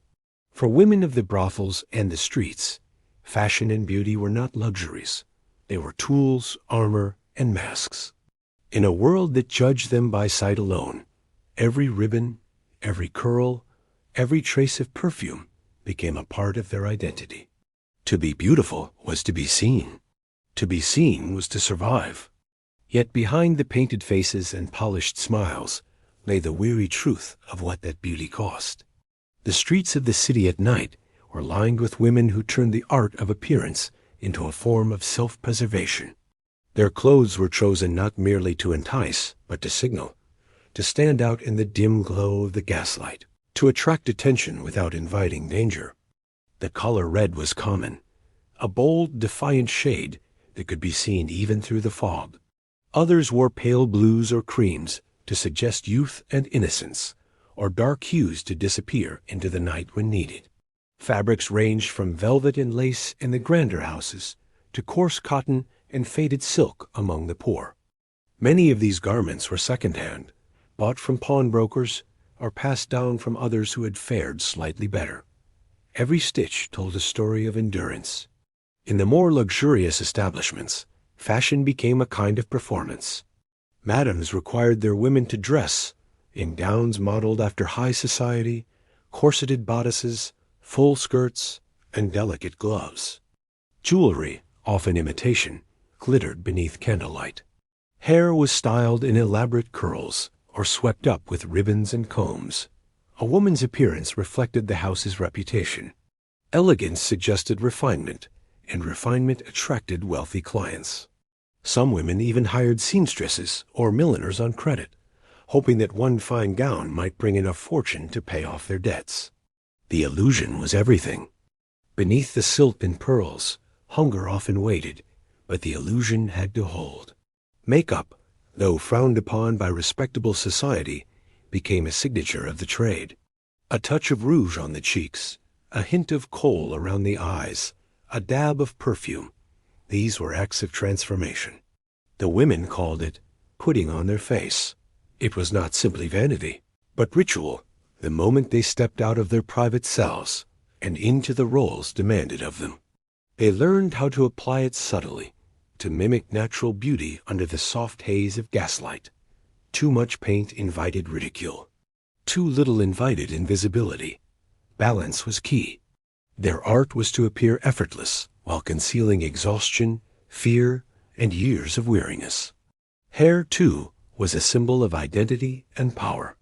Long, well-kept hair was a mark of femininity, and many women spent their meager earnings on oils and combs to keep it shining. Some sold their hair to wig makers during hard times, weeping as the scissors cut through what had once been their pride. Others wore wigs or added false curls, especially in the finer houses where appearance was strictly managed. Beauty was a business, and every detail mattered. Perfume filled the air of the brothels, heavy scents of rose, violet, and musk mingling with the smell of wine, smoke, and wax. In the poorer houses, the scent of cheap floral oils mixed with damp wood and sweat, creating an atmosphere both alluring and melancholy. For some women, the perfume became part of their identity, a kind of signature. To those who visited often, a familiar scent might bring comfort or longing or guilt. To the women themselves, it masked the harsher smells of their lives, a small indulgence in a world that offered few. Yet the pursuit of beauty came with its own dangers. The cosmetics of the time were often toxic, containing lead, mercury, and arsenic. The powders that brightened their faces also poisoned their skin, leaving sores and sickness that had to be concealed with yet more paint. Tight corsets compressed their ribs and damaged their lungs. High heels bruised their feet after hours of standing or dancing. The cost of maintaining the illusion was written on their bodies, a slow, quiet suffering that no one wanted to see. For some, fashion offered more than survival. It was a way to reclaim dignity. To dress beautifully, even in poverty, was an act of defiance. It said, I am still here. I still matter. Many women took pride in their appearance, finding joy in creativity and self-expression. They repurposed discarded garments into something elegant, stitched lace from scraps, and shared beauty secrets among themselves. In a world that sought to strip them of identity, their reflection in the mirror became a small, private triumph. And behind that mirror, something deeper stirred. The mask of seduction, so carefully maintained, also concealed the truth of their humanity. Beneath the powder and perfume were women who laughed, who loved, who dreamed. They painted their faces not to deceive, but to survive, to create a version of themselves strong enough to face the night. The act of adornment became a form of armor, each brushstroke a defense against the cold indifference of the city outside. In the quiet hours before dawn, when the last clients had gone and the rooms grew still, the masks would come off. Rouge wiped away, corsets loosened, wigs removed, they returned to themselves, tired, unguarded, and real. Some gazed at their reflections and barely recognized the woman staring back. Others smiled faintly, adjusting a curl or touching their cheek as if to remind themselves they were still human. The transformation back to anonymity was as important as the performance that preceded it. For a few hours of rest, they could exist without pretense. Fashion, in their world, was both a burden and a refuge. It allowed them to play the part society demanded while holding on to some fragment of choice, some measure of control. And though their beauty was often judged, bought, and betrayed, it also endured as a quiet rebellion, proof that even in degradation, grace could survive.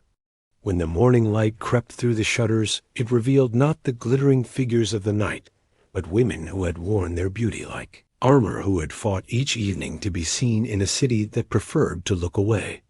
Their gowns hung limp, their mirrors clouded with breath, their perfumes fading into air, yet still they rose, dressed again, and faced another night beneath the gaslight glow. Most of the women who lived and worked in the shadows of Victorian London left no trace behind. Their names were not written in family records, their faces rarely captured in portraits, and their graves, when they had them, bore no markers. But a few fragments remain: letters, diary entries, court testimonies, and brief mentions in newspapers. From these scraps of ink and paper, we hear faint echoes of lives that the city tried to forget. Their voices, fragile yet defiant, reveal a truth far more human than the moral judgments of their age.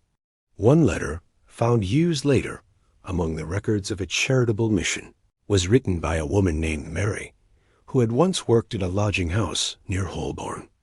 She wrote not to confess her sins, but to thank a nurse who had treated her kindly during an illness. "You spoke to me," she wrote, "as if I were not different from others. It was the first time in years I was called by my name." Those few lines speak volumes. In a world that labeled her only by what she did, being addressed as a person, as Mary was an act of grace. Another voice comes from a diary kept by a woman known only as E.H., believed to have worked in one of the better brothels of the West End. Her words are calm, observant, and tinged with melancholy. "The house is quiet tonight," she wrote one winter evening.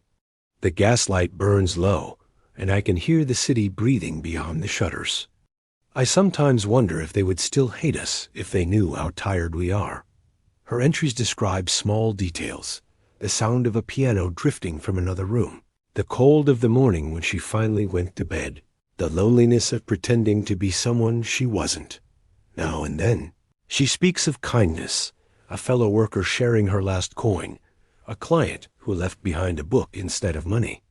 Her diary ends abruptly after a few months. No one knows what became of her.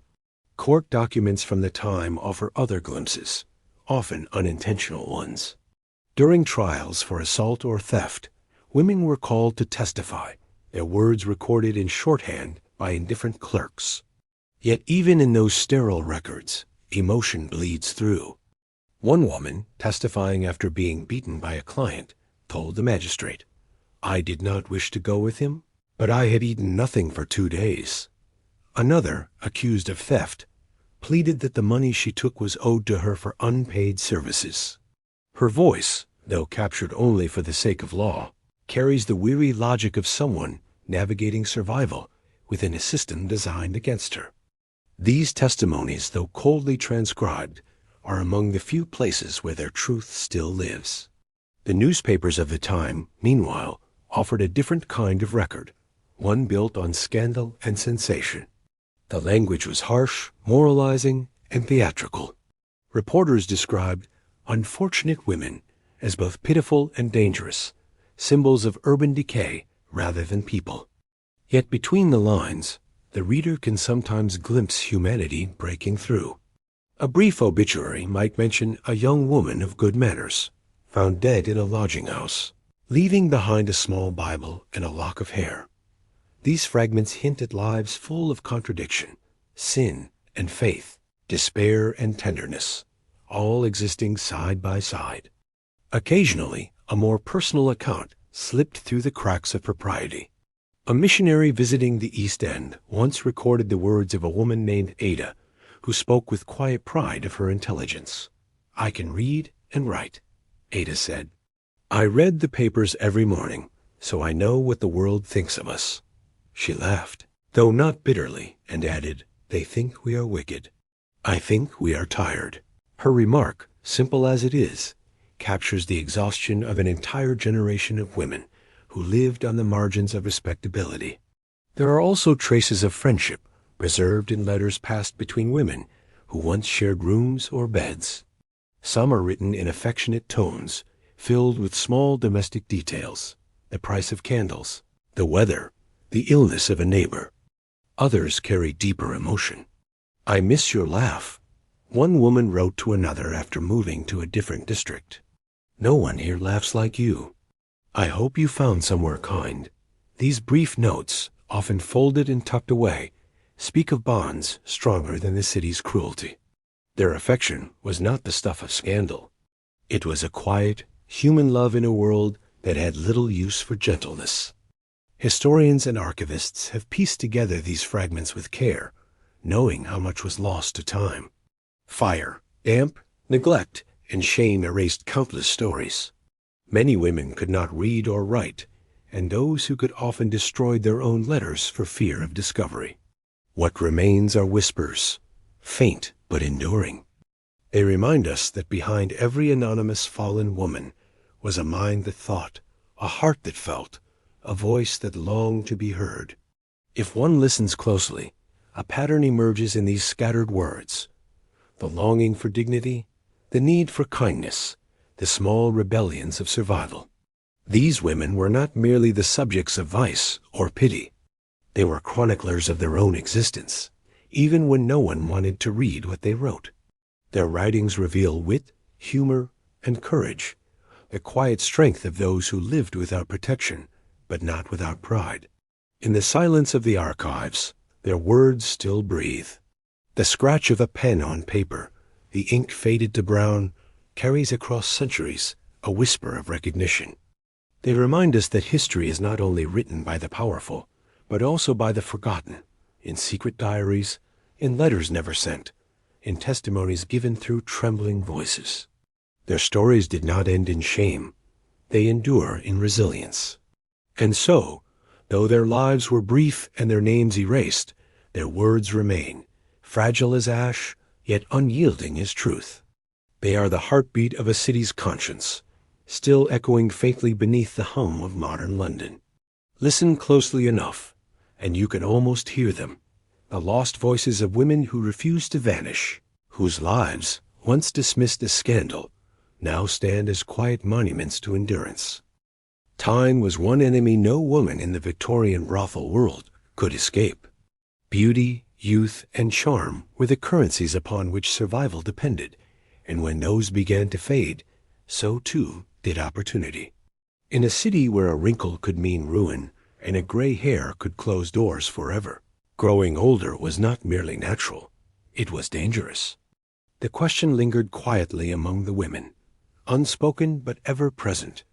What happens when the gaslight no longer flatters, when the men stop looking, when the night no longer pays? For some, the decline came suddenly. Illness, injury, or a single season of bad fortune could strip away everything: the fine clothes, the comfortable bed, the clients who once paid handsomely. Those who had worked in the more elegant houses might find themselves drifting downward through the city's invisible hierarchy. From the drawing rooms of Mayfair, they might fall to the smaller brothels of Soho or Holborn, then to the cheap lodging houses of the East End, and finally to the streets. Each descent brought harsher conditions, rougher company, and fewer choices. There was no retirement, only the slow narrowing of options until there were none at all. The body, once an instrument of survival, began to betray them. Years of exhaustion, hunger, disease, and childbirth left their marks. The cough that never healed, the weakness in the limbs, the dull ache of bones in winter, these were the quiet companions of aging. Some women turned to gin to numb the pain, others to prayer.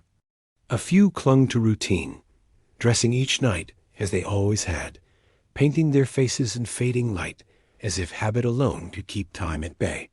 The mirror, once an ally, became a cruel reminder of the inevitable. A handful of women managed to climb out of the trade altogether, though it required rare luck and rarer kindness. Some found protection in long-term patrons who offered them a modest allowance or a cottage in the countryside. These arrangements were often fragile, dependent on the whims of men and the secrecy of circumstance, but they provided a way to fade quietly from the city's gaze. Others married, though seldom into respectability.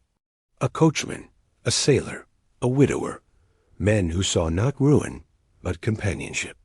Even so, the shadow of their past followed them. Respectable society had long memory, and forgiveness was a privilege rarely extended to women of their kind. Charitable organizations occasionally offered assistance. The homes for penitent women, as they were called, provided shelter for those seeking to reform. But for older women, these institutions were often less forgiving. They preferred youth, the easily molded, the newly fallen. An older woman, hardened by experience and unwilling to repent, was seen as beyond redemption. Some did manage to find work within these homes, tending laundry, cooking, or helping newer arrivals. They became the quiet caretakers of others, their own stories left untold. Others reinvented themselves as caretakers or midwives within their old communities. With years of experience navigating danger, they became protectors for the younger women, warning them of violent men, tending to their illnesses, or arranging discreet doctor visits when pregnancies occurred. These women, often called aunties, carried an authority born of survival. They were respected in their small circles, though invisible to the world beyond. Some madams, too, were former workers who had aged out of the profession and turned to management, trading youth for control. But even that role was precarious, dependent on constant negotiation with landlords, police, and clients who demanded discretion.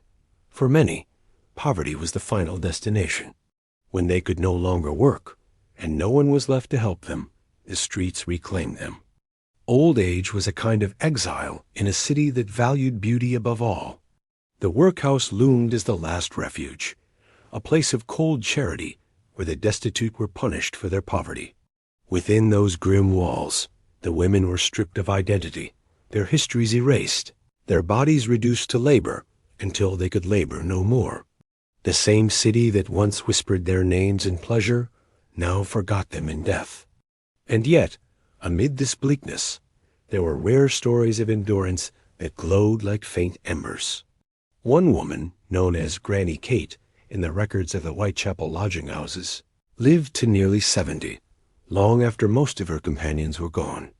She sold matches by day, told fortunes by night, and was said to have known everyone from thieves to policemen. Those who knew her described her as sharp-tongued but kind. She had buried more friends than she could count, yet still managed to laugh. Her story, though ordinary in its hardship, was extraordinary in its survival. Aging, for these women, was not just physical. It was emotional, spiritual. They carried the memories of hundreds of faces, the echo of countless footsteps fading into fog. Some found peace in the anonymity that old age brought. Others grieved the loss of what little agency they once had. In their youth, they had been desired and despised in equal measure. In old age, they were neither, simply unseen. The world moved on, leaving them in the quiet corners of the city, where they sat by dying fires and told stories to those who would listen. Those who found friendship in their final years often formed small communities in the poorer districts. Widows, former workers, laundresses, and seamstresses sharing rooms and scraps of food. They looked after each other as they always had. In that companionship, there was a dignity the world had denied them. They had endured, outlived the cruelty of the streets, and found in one another a kind of grace. And when they died, the city hardly noticed. Some were buried in common graves, others left unclaimed. But among their peers, they were remembered. The women who survived them would pause, say their names aloud, and whisper, "She was one of us." That simple phrase was not pity, but honor, a small testament to the shared strength that had carried them all through the long, unkind years. The question of what happened next, after beauty faded and work was gone, was one society never cared to answer. Yet the answer, written quietly in the lives of these women, was resilience. They endured beyond the judgments, beyond the cruelty, beyond the indifference of an empire that built its wealth upon their invisibility. In the end, they were proof of something deeper than survival, proof that even when history refuses to see them, they remain a part of it, still walking the cobbled streets of memory long after the gaslights have gone dark. If the brothels and streets of London were the city's shadow, then the newspapers were its mirror, though a distorted one. The Victorian press played a powerful role in shaping how society saw the women who lived and worked in the underworld of vice. It alternated between moral outrage and lurid fascination, condemning sin in one paragraph and describing it in seductive detail in the next. Every article, every headline, every sermon printed for the masses reinforced the same cruel paradox: a city obsessed with purity that could not look away from its own corruption. The newspapers of the time thrived on scandal. They understood that vice sold papers just as surely as virtue sold sermons. The fallen woman became a favorite subject, a tragic figure to pity, a warning to young girls, and most of all, a spectacle. Editors filled columns with stories of brothel raids, moral reform campaigns, and shocking discoveries in the darker districts of London. The tone was always pious, but the content was rich with suggestion. Readers could safely indulge their curiosity under the cover of outrage. In the quiet comfort of their parlors, men and women alike read tales of depravity that were written to titillate as much as to warn. The hypocrisy was unmistakable. The same society that denounced immorality in print was sustained by it in practice. Politicians who decried vice in Parliament were known to frequent brothels in secret. Clergymen who preached against temptation often visited the very women they called lost. The press, too, was complicit, feeding on scandal while pretending to fight it. Each story of sin reaffirmed the social order. The reader was respectable. The subject was not. It was a comforting lie that kept the machinery of judgment running smoothly. When reform movements gained strength in the mid-19th century, the press became their greatest ally and their greatest weapon. Newspapers printed fiery appeals for moral cleansing, warning that the streets were overrun with unfortunates, corrupting the soul of the city. Illustrations showed shadowy figures beneath gas lamps, their faces obscured, their meaning clear. The language of reform was righteous, but rarely compassionate. Few articles spoke of poverty or survival. Most reduced the issue to morality, as though sin were a choice and starvation a preference. Public outrage, stoked by these stories, often led to crackdowns that hurt the women most. Raids on brothels made headlines, but what followed was silence. The ruined lives, the imprisonments, the women left homeless. For the readers, the story ended when the paper was folded shut. The real consequences played out in the cold, on the cobblestones, unseen. The outrage was not about justice. It was about performance. London needed to believe it was purging its sins, even as it quietly perpetuated them. Yet not all voices in the press were cruel. A few writers, radicals, reformers, and women journalists began to challenge the narrative. They wrote with empathy, not condemnation, describing the lives of these women as symptoms of society's failure rather than personal vice. Some published essays under pseudonyms, knowing that sympathy for such women could destroy their reputations. Others used fiction to tell truths that journalism could not. Novels like Mary Barton by Elizabeth Gaskell and Ruth offered readers a glimpse of working-class women driven to desperation by circumstance. Later, writers like George Bernard Shaw and W.T. Stead used the press to expose the hypocrisies of power itself. W.T. Stead's infamous 1885 expose, the maiden tribute of modern Babylon shocked the empire. In a daring and morally questionable act of journalism, Stead conducted a sting operation to reveal the ease with which young girls could be bought and sold in London. His series, published in the Pall Mall Gazette combined moral outrage with sensationalism, describing the city as a modern Babylon steeped in corruption. The articles caused an uproar. Parliament was forced to act, raising the age of consent from 13 to 16. Yet the scandal also revealed the contradictions at the heart of reform. A moral awakening built on exploitation, sympathy mingled with spectacle. For the women who lived these realities, the sudden bursts of public outrage brought little change. The laws grew harsher, the sermons louder, but their lives remained the same. They were still arrested for existing, still blamed for desire that was not their own. The city's fascination with them never faded. It simply shifted shape. When compassion became fashionable, they were paraded as victims. When order was demanded, they were treated as criminals. Either way, they remained useful to the narrative. Their humanity was never the story, only their function in it. In private, however, the press could be a double-edged sword. The attention occasionally brought small mercies. A wealthy reader might send money to a charity home after reading a sob story. A politician might sponsor a reform act to cleanse his conscience. These gestures, though sincere, were fleeting. The next week's headlines would move on to another scandal, another woman, another fall from grace. The city's appetite for moral drama was endless, and its memory short. The double standard extended far beyond the newspapers. Respectable women were expected to embody purity, yet they were forbidden to speak of the very topics that governed their lives: sex, desire, and vulnerability. Men, meanwhile, were free to indulge those very things in secret, their reputations intact. A wife who strayed was a disgrace. A husband who did the same was only human.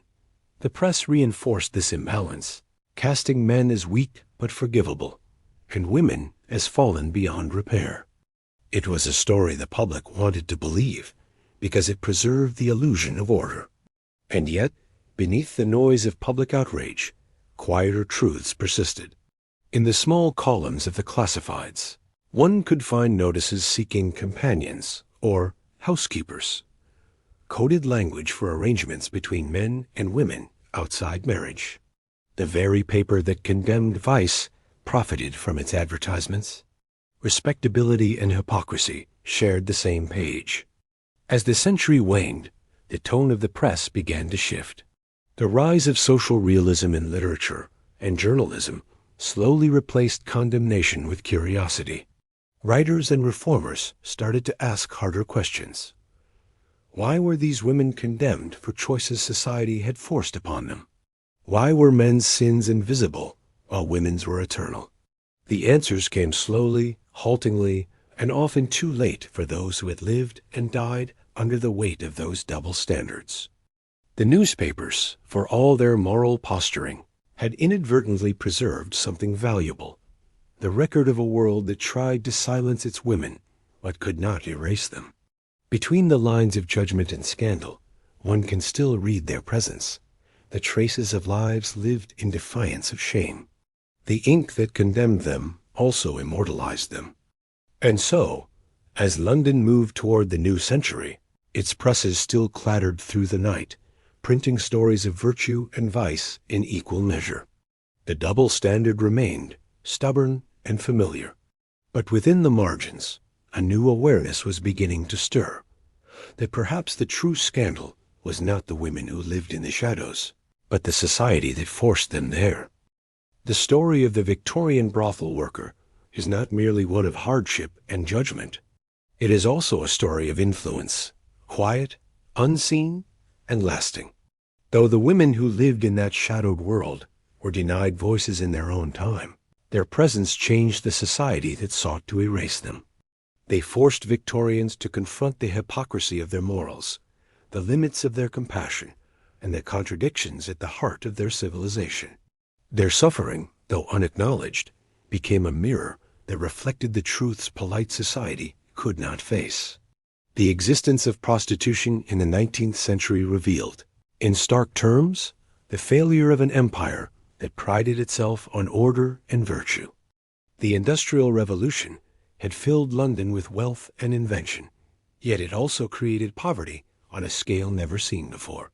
The women who turned to the streets were not moral outcasts, but casualties of progress, the unwanted consequences of a system built upon inequality. They were the human evidence of a society that valued respectability more than mercy, and appearance more than justice. In their invisibility, they made visible the cost of Victorian success. Their presence also transformed law and politics. The moral panic surrounding the social evil, as it was called, led to debates in Parliament the rise of public health legislation, and eventually the birth of organized feminism.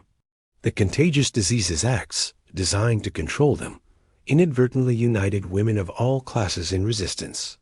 Middle and upper-class reformers, who might otherwise have stayed silent, found in the plight of these women a cause too grave to ignore.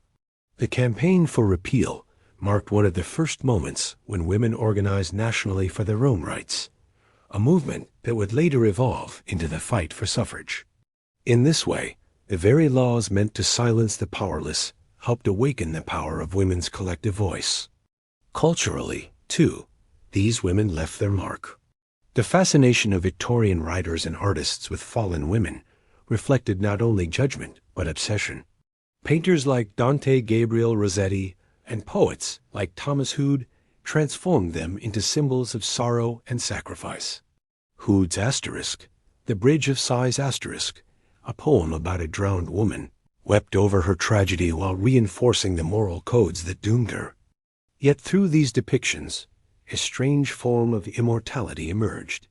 Though idealized and misunderstood, these women became muses for art that still moves us today, art that, perhaps unintentionally, preserved their humanity. Their legacy also shaped social reform. The moral unease they inspired led to the founding of charitable organizations, rescue homes, and eventually the broader movement for social welfare. Though often guided by judgment rather than empathy, these institutions planted the seeds of compassion that would later grow into the modern ideas of social care and public health. The notion that society bore responsibility for the conditions of its poor, that poverty was not a personal sin but a collective failing, gained strength, in part, because of them. Their suffering forced a moral reckoning that outlived their generation. The brothel workers of Victorian London also changed the city itself. Their world, the dimly lit streets, the taverns, the hidden houses, shaped how London thought about danger, morality, and urban life. Police systems, public lighting, and even city planning were influenced by the desire to control or conceal vice. Reformers pushed for cleaner streets and regulated lodging houses, not only for health and safety, but to keep temptation out of sight. The women's presence altered the very geography of the city, drawing invisible boundaries between respectability and ruin that still echo in London's neighborhoods today. Their stories also challenged the myth of the perfect Victorian woman. The angel in the house, pure, obedient, sheltered, was the ideal preached in magazines and sermons. But in the shadows stood another kind of woman, independent, resourceful, unprotected, and real. She earned her living by her own means, however harsh. She navigated danger with wit and resilience. In her endurance, there was strength that the era's moral ideal could not match. She embodied a truth that society feared, that women could exist outside the control of men and still survive. In that sense, she was not only a victim of her time, but a quiet revolutionary within it. As the century turned and the world moved into the modern age, the brothels of Victorian London began to fade. The laws changed, the city expanded, and electric light replaced gas. But the legacy of those women did not vanish with the fog. Their experiences continued to shape how later generations understood gender, morality, and poverty. The movements for women's rights, for labor reform, for social justice, all carried faint echoes of their struggle. The questions first raised in the dim parlors of the 1800s about dignity, autonomy, and compassion still resonate today. Even now, historians and readers return to their stories not out of voyeurism, but out of recognition. We see in them the enduring struggle of those who live unseen, who are judged before they are understood. Their lives remind us that history is not only made by kings and inventors, but by those who endure quietly on the margins, the forgotten builders of empathy. They show us that change often begins not in triumph, but in suffering, not in power, but in persistence. Their legacy lives on in the progress that came after them, in the voices of women who refused to be silent, in the laws that protect rather than punish, in the understanding that compassion must reach beyond respectability. Though they walked unacknowledged through the gaslit streets of London, they left footprints that never faded. Each life, however brief or hidden, pushed the world a little closer toward awareness, toward a kinder, more honest reckoning with what it means to be human. And so, in the quiet hours of history, when we look back on the age of empire and industry, we must also remember them. The women who lived beneath the light of the gas lamps, whose stories were written in whispers whose courage was not celebrated, but endured. Their lives shaped the conscience of an age, and in doing so, helped awaken our own. The story of the Victorian brothel worker is, above all else, a story of endurance, quiet, unseen, and profoundly human. It is a tale of how people survive when the world denies them compassion, of how they find fragments of dignity amid judgment, and how, even in the darkest corners of history, there remains the soft pulse of humanity. These women lived lives the world preferred not to see, yet without them, the story of Victorian London and of modern society itself would be incomplete. The gaslight that once illuminated their nights has long since faded, the cobblestones worn smooth beneath the feet of new generations. Yet their shadows linger, not as specters of shame, but as reminders. They remind us that every age hides its contradictions behind polite words, that progress and hypocrisy often walk hand in hand, and that the people most despised by society often bear its greatest truths. The brothel workers of Victorian London, stripped of reputation but not of resilience, carried those truths in silence. In their laughter, their fear, their small acts of kindness, they revealed the soul of an empire that claimed to know morality, but had yet to learn compassion. Tonight, as you drift to sleep, imagine the streets of that long-ago city, the soft hiss of the gas lamps, the echo of footsteps on wet stone, the distant sound of carriage wheels rolling through the fog. Somewhere, a woman stands beneath a lamp, her shawl drawn close, her breath clouding in the chill air. She looks up at the city that never saw her, and in that moment, she is both invisible and eternal. The city may have forgotten her name, but history still carries her heartbeat. If you've stayed with me through this journey, through the quiet alleys and fading lights of Victorian London, thank you for listening, for remembering. If you haven't yet, please take a moment to subscribe to Asterisk History for Sleep Asterisk, where the past comes alive not with noise, but with calm. Tell me in the comments what parts of history you'd like to explore next. And when you listen, whether it's late at night or in the quiet before dawn, your curiosity keeps these forgotten stories alive. The women of this story did not ask for remembrance, yet they deserve it. In their struggle, we find reflection. In their silence, we hear endurance. And in their humanity, we find our own. So close your eyes now, let the gaslight dim, and allow the echoes of history to soften into the hush of sleep. The streets are quiet again, the fog has settled, and the stories of the forgotten rest gently beneath the cobblestones, waiting always to be heard once more.